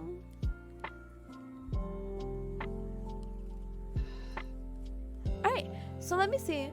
No, I don't mind. I really don't mind helping. It's really not like a thing. It's not really a thing. It's not really a big deal, so don't worry about it, okay? I'm more of a meatball sub guy. Thank you, Faust. I used to be a meatball sub guy myself before Subway increased the prices of their, sandwiches. Rifle shooting muscle, basically. What window is this in? Or what window will this capture? Okay. Oh, this won't necessarily help. So what you do basically is that if you can, both you, Cypress and Ashley, can go into their video producer. When you go into video producer, there's these 3 dots right here, and what you can do is you can wait, what can you do? Oh, I'm streaming that one. I'm like, why isn't that giving me the issue? Why isn't it giving me the option? I'm dummy. What you want to do is, once you're done with a VOD and you're not live or broadcasting, and you click the 3 dots, an option should appear for exporting. When you export, and I think you have to have your YouTube connected, it should prompt you to do that. You choose the title, you change everything up. You don't have to do all of this right now. You could just set it on private and set up everything once it's onto your YouTube channel. It's private, so all you have to do is edit it, make sure it's okay, and then from there you could publish it, or you could schedule it, or you could do whatever. And that's pretty much what I've been doing on my YouTube channel. So please feel free to check it out. But I hope that helped. I hope Ashley was here to hear that, because if not, heck, if Cypress was here to hear it, fine, that's cool then. If someone was here to hear it, that's good. Exporting my VODs to live leak. What the heck is live leak? Literally doing it right now? Good. Good. I'm proud. But yeah. Now that we're done talking about our, our tray holding muscle, let's move on to the other one. So in a part of our sits, this is the teres minor. Oh, that's why I was waiting for my timer. Okay. Cool. Alright, let's go. 25 minutes. Doing it now? Proud of ya. So, we talked about rhomboid major and minor. The same rules apply for any of the minor and majors of the muscles. This minor is going to be sitting on top of the teres major, but the teres major is not a part of the sits. It's not a part of the rotator cuff muscle group. Only the minor is, and this is the minor right here. So the proximal attachment is going to be the axillary. Axillary is going to be a term that we use anytime we're referring to like the armpit. So the axillary border of the scapula. The insertion or the distal attachment is going to be the lower facet of the greater tubercle of the humerus. And the capsule of the shoulder joint. Again, the capsule of the shoulder joint, because it is part of the rotator cuff muscle, it's also going to help stabilize the humerus. And it's also going to help externally rotate the arm and draw the humerus towards the glenoid cavity. So bring it up as well. Because we are attaching or originating from the axillary border, the innervation is going to be the axillary nerve. So I'm sure you guys are seeing a trend here with this greater tubercle insertion. So this is the lower facet. Sorry, let's start from the beginning. Superior facet, middle facet, lower facet. So we're pretty much working our way down the rotator cuff muscles and working our way down that facet of the greater tubercle, and the tubercle is going to be that bump on the humerus. So once we see it all together, it'll make more sense, but we're literally just working our way down this SITS abbreviate or acronym or the rotator cuff. Squirtle, hi, welcome. How are ya? Welcome to the study stream. Dun dun dun. Alright, and this is our last muscle for the rotator cuff. This is the subscapularis. So this one... Oh, this is a cadaver. I'm so sorry. Holy heck. Hold on. How you doing? Doing good. Sorry. It's all good. I know, but some people might get grossed out by it. So I didn't want to be like, oh, here's a human body. Ha ha ha. But I'm doing good. How about yourself? Happy Friday to ya. Yeah. Anyway, so the subscapularis. Why are my headphones all the way up here? What happened? Oh no! I'm sorry.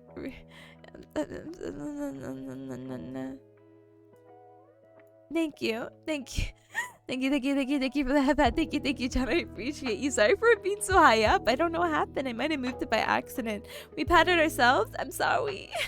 I mean, yes, I'm proud of you. You should always be proud and always give yourself some motivation and pats in the backs.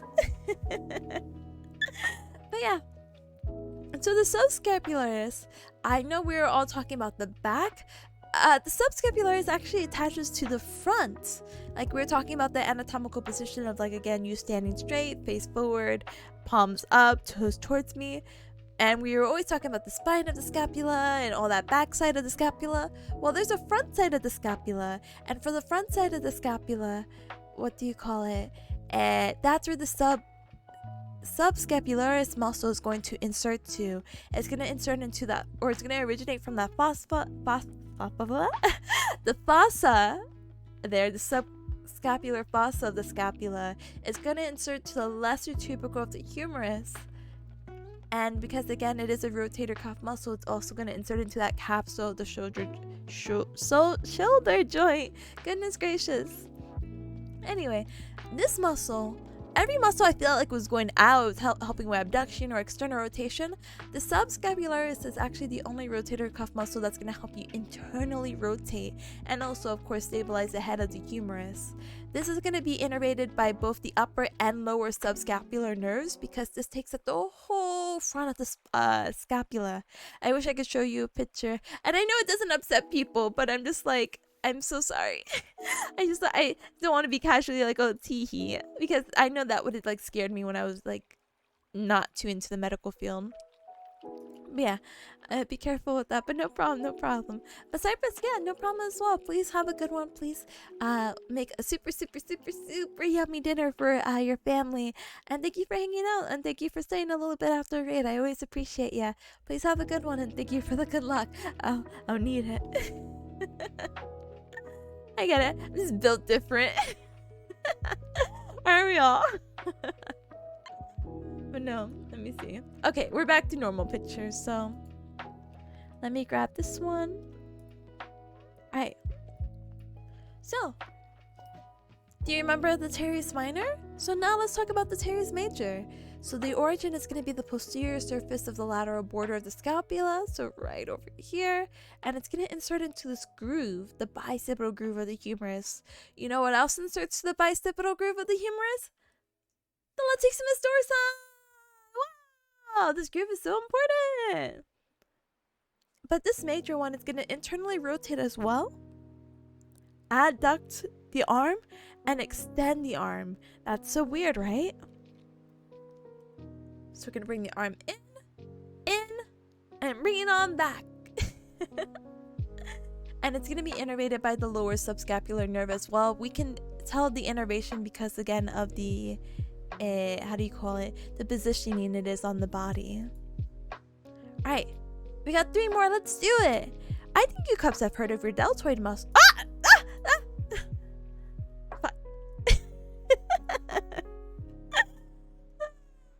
Anyway, a deltoid muscle. It's a triangular muscle on your body.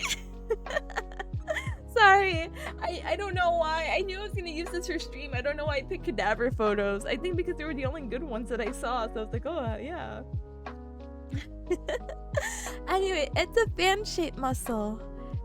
Triangular fan-shaped muscle on your shoulder. Really bulky part. So bulky, in fact, that it's actually divided into 3 parts of where it originates from. The anterior part, anterior being front, it's going to insert from the clavicle. The middle portion is going to insert to the acromion process of the scapula, which is like this little notch coming off. And the posterior is going to insert into the spine of the scapula. where all these things are going to insert to is the deltoid tuberosity of the humerus. So not the bicipital groove, but the deltoid tuberosity. Oh, Lord and Memes, thank you so very much for the follow. Welcome to the Cup Club. Welcome, welcome. So the action are, we're going to also have different actions, okay? So, how do you say it? So the anterior portion that again was going from the clavicle is going to help with flexion of the arm. The middle portion is going to help abduct the arm. So abduct, bring away from the midline. And posterior is going to be extending the arm.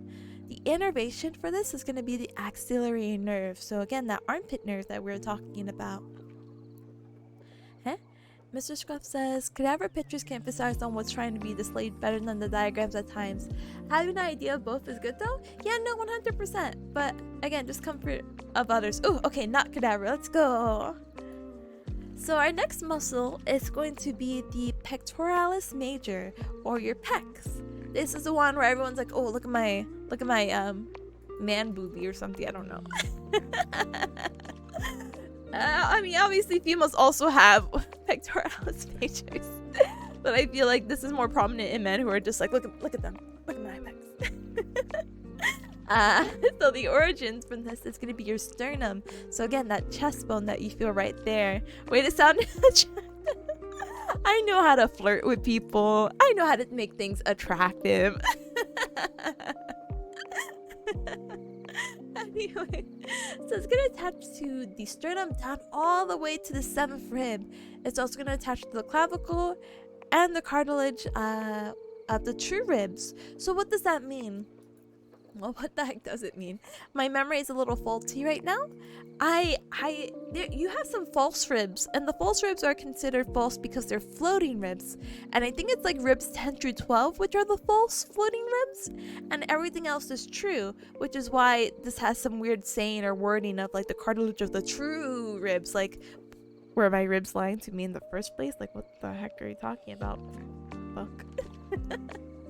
Anyway, so the insertion for this is going to be the bicipital groove of the humerus. So that's going to be similar to the other muscle that I just completely forgot, and the latissimus dorsi. So let me see really. Actually, no, let's not do that. I don't want to go back and see the cadaver photos. So it's fine. I'll look at it later. The action for your pec majors, by the way, is going to adduct. So we're going to bring the arm in and internally rotate the arm. The clavicular head of your pec major, which again, clavicular right here, this whole muscle, or this whole side of the muscle, is going to help flex the humerus. So kind of bringing the arm out. Like if you were doing like the little marching, 10 hot, 10 hot. And the sternal head is going to help extend the humerus. So we're going to be bringing that arm backwards. The innervation for your pec major is going to be the medial and lateral pectoral nerves. Nerve. Well, that's a weird I copy and paste this. Huh? The muscle you can work out so much that you can't touch your elbows anymore? I know, isn't that so great? Very powerful. I love not touching my elbows. Huh? John said all ribs do is lie and eat hot chips and protect their internal organs. I know, but like, at what cost? Why does it have to be hot chip? Why can't it be cold chip? Cool ranch chip. Anyway, this is gonna be our second to last muscle, by the way. So we have our pec major. Now we also have a minor. So this is different from the other ones that I was talking about, where I normally say minors sit on top of or sit more superior, like the rhomboid or the teres major and minor. The pectoralis minor is going to be something that actually lays underneath the major, so underneath your little like chest area. And it's going to be these 3 little tiny muscle heads. Isn't it cute? Yeah, too bad they don't protect the liver, the instant knockout spot of all humans. Shush, it's okay, it's trying its best. Maybe human evolution will allow us to grow more ribs. Maybe. There's a hot chip shortage and my niece is going feral. Oh no, that's very unfortunate. I'm sorry. There's alternatives, I'm sure. I'm just not one for like super spicy, so you have to forgive me. John says, Cool Ranch, bear culture, not just any bear, Bearcat. Dun dun dun. Super real animal. I pinky bear promised you. Normally I do charge $5 to Google Bearcats, but you know you've been cool. You've been a cool cub, so feel free to be enriched in Bearcat culture. Yeah. That would be creepy if we had more ribs. Then we wouldn't bend the way we do, and it might be weird effect. Oh my gosh, weird adverse effects to women in their pregnancy. Heck, pregnancy. No, okay, sorry. Anyway, yeah, that would be weird, huh? We will politely, just say, sorry. No, okay, cause if you really want to talk on a very personal note about pregnancy. I think the idea of having a kid is cool. I think the whole process of pregnancy is horrifying. that is my statement. That is all. Case closed. Starts leaving. You look astronomically more cuter than what DuckDuckGo shows when you search. Oh no, DuckDuckGo! I see you're using the animals search engines. I appreciate it. There's a living being in my gut. How horrifying! Exactly, and not even like in a scary like, oh, there's a parasite. It's just like, bro, you did some stuff, you did some wacky stuff, and now you have a kid in you, and it's like. Tiffany, 2022. No more babies. You can have all the babies, just don't involve me. Anyway, I'm sorry. Congratulations to anyone expecting that is watching.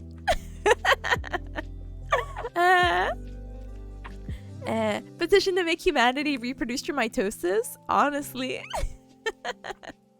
We need more Bearcats. You're right. They are endangered, but that sucks. I'm not putting my part in humanity in there. Okay. I'm so sorry. We're like second to last, and I'm getting so distracted. Some real quirky activities, yeah. No. Okay. Peck minor. So the origin is gonna be the 3rd through 5th rib. Very quirky, right? The insertion is going to be the coracoid process of the scapula. So this is actually a really good way. This is actually one of the better images we have seen throughout these 18 cards to see the coracoid process, or to see more bony structures of the scapula. So right here, this is a coracoid. A good way to remember it, even though this is not necessarily the best image, is it looks like a duckbill. So quack, coracoid sounds like a quack to me. I don't know, maybe I have bad Bearcat ears. But that's the way I remember it. I'm like, oh, duckbill. The duckbill goes quack. Quack, coracoid. Yay! I'm learning.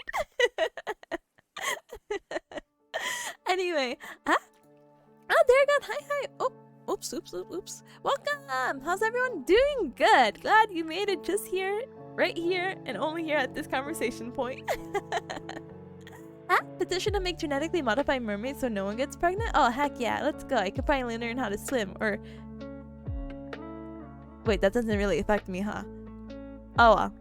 Anyway. So the action of the pec minor. So we just saw the pec major do a lot of wacky things. So it can adduct, internally rotate, flex, and extend. The major is not going to do that much. Huh? Google. No. I owe tip $5. No. I'm like, Maji, my millions. Maji, no, you don't have to worry. Don't worry. Doubted Bearcats exist. Google it now. You'll tip. It's good. I appreciate you. Thank you so very much. This cat could have applied for you. I knew you. I've seen you around. It's okay, but I appreciate you. Bearcats are cute though, right? I just happen to be cuter. I made that mistake. It's okay. I will cherish these $5 though. Thank you so very much. I appreciate ya. Oh my goodness. So posture check, I got you. Let me uncross my legs. I made that mistake once. I know, never again.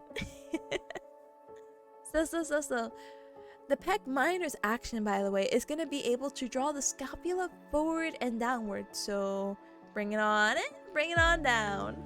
And the innervation is going to be the medial pectoral nerve. This is going to be different from the pec major, which is going to be innervated by both medial and lateral. The minor is only going to be innervated by the medial. As you see, the muscles are going more medial anyway, so of course.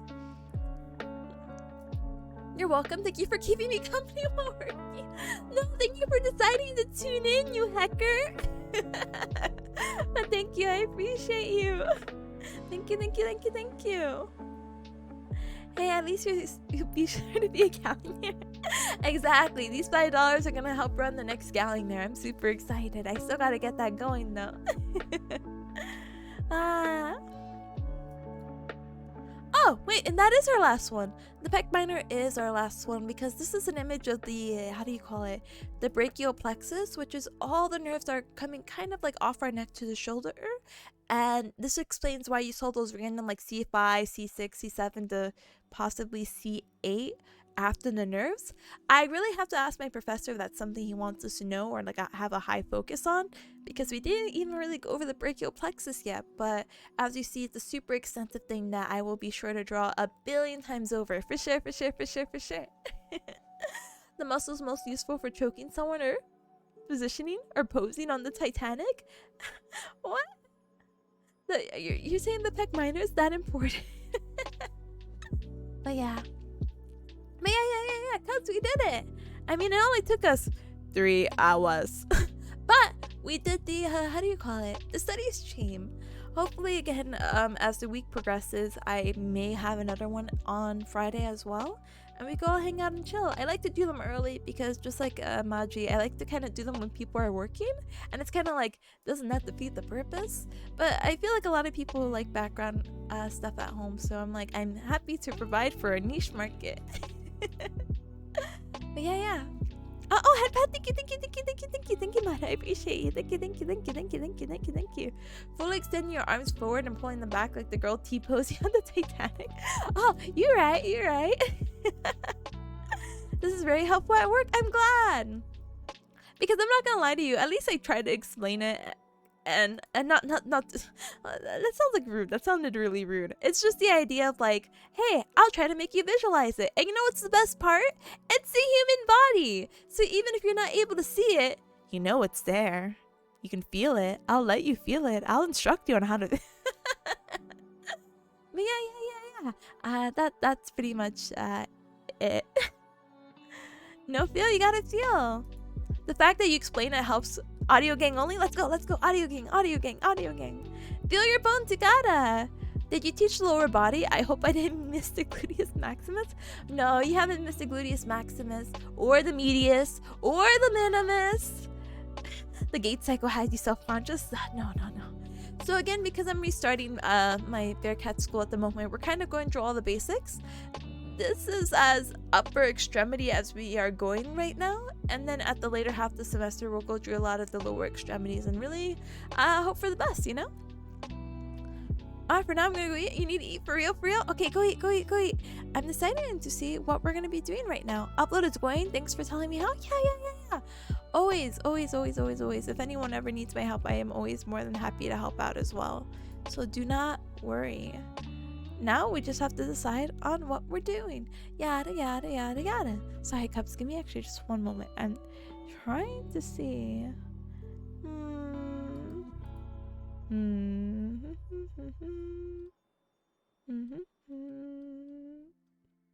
Okay.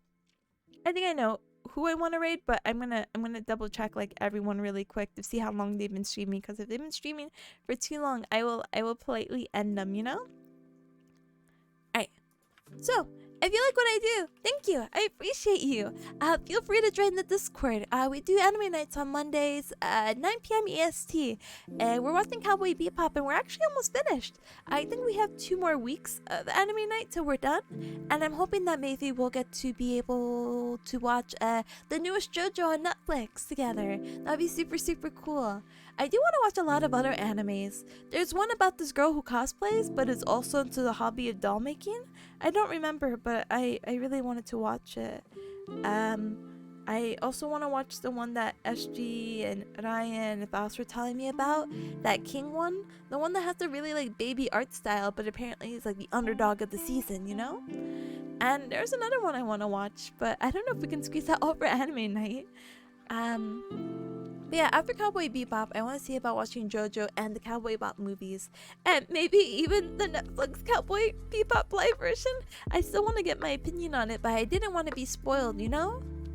So, big, have fun for the rest of the day. Make sure to rest. I will try, but I cannot guarantee. I cannot guarantee at all. I have to go do school stuff with classmates, so I'm just like, but thank you. You all have a great night. So feel free again to join the Discord. On Twitter, I have my schedule pinned. I don't have a new updated one at the moment. Hopefully next time you come see me, maybe it's Monday. If not, it might be Wednesday and then Friday and then maybe sometime over the weekend, okay? Thank you for surfing. No problem. I surfed through all the people to see who we can raid next. And I have my YouTube where I upload the VODs, all the socials. I can't spell socials. And yeah. Cubs, who do you want to raid right now? I got this is not necessarily hard. Oh, I was gonna write raid. Hello. Raid. So we have someone who's gonna play Paper Mario. We have someone playing Undertale, like Undertale, and they're doing stuff. And we have but they have Ursa and Sha. I didn't realize Sha was in there. I just clicked it. So we have Paper Mario with Riki Nyako.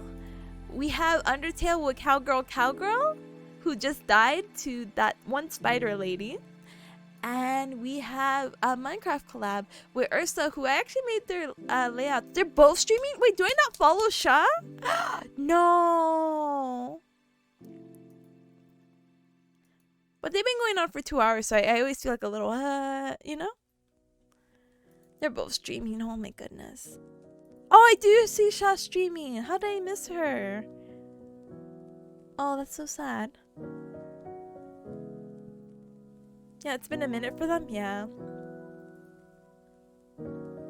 We're gonna heck her up, but it's okay. Cowgirl is the person I've been wanting to raid for a while anyway, I suppose. And she actually just got a new model too, so it's really cute. Alright, I don't know if it's like a new model or like a new outfit rather. Oh wait, I still have my Pomodoro timer going. Oh heck, big heck, biggest heck of all hecks. No, wait, can I close it before it goes? No. Got it. Anyway, so while that poll goes up, let me do this. So if you're not subscribed, feel free to copy and paste the Gal raid message with the little bear emo. And if you are subscribed, well, we actually have a new one somewhere. I have to just find it. Wait, but does it work? Let's see. I got the one with the animated ones too, but if you think the animated ones are too busy, I completely understand, which is why I have raid message 1. But yeah, I know we're kind of halfsies on the poll right now, so I'm kind of like, wow, Gal raid! Oh, the animated ones are so cute. I'm so happy with them.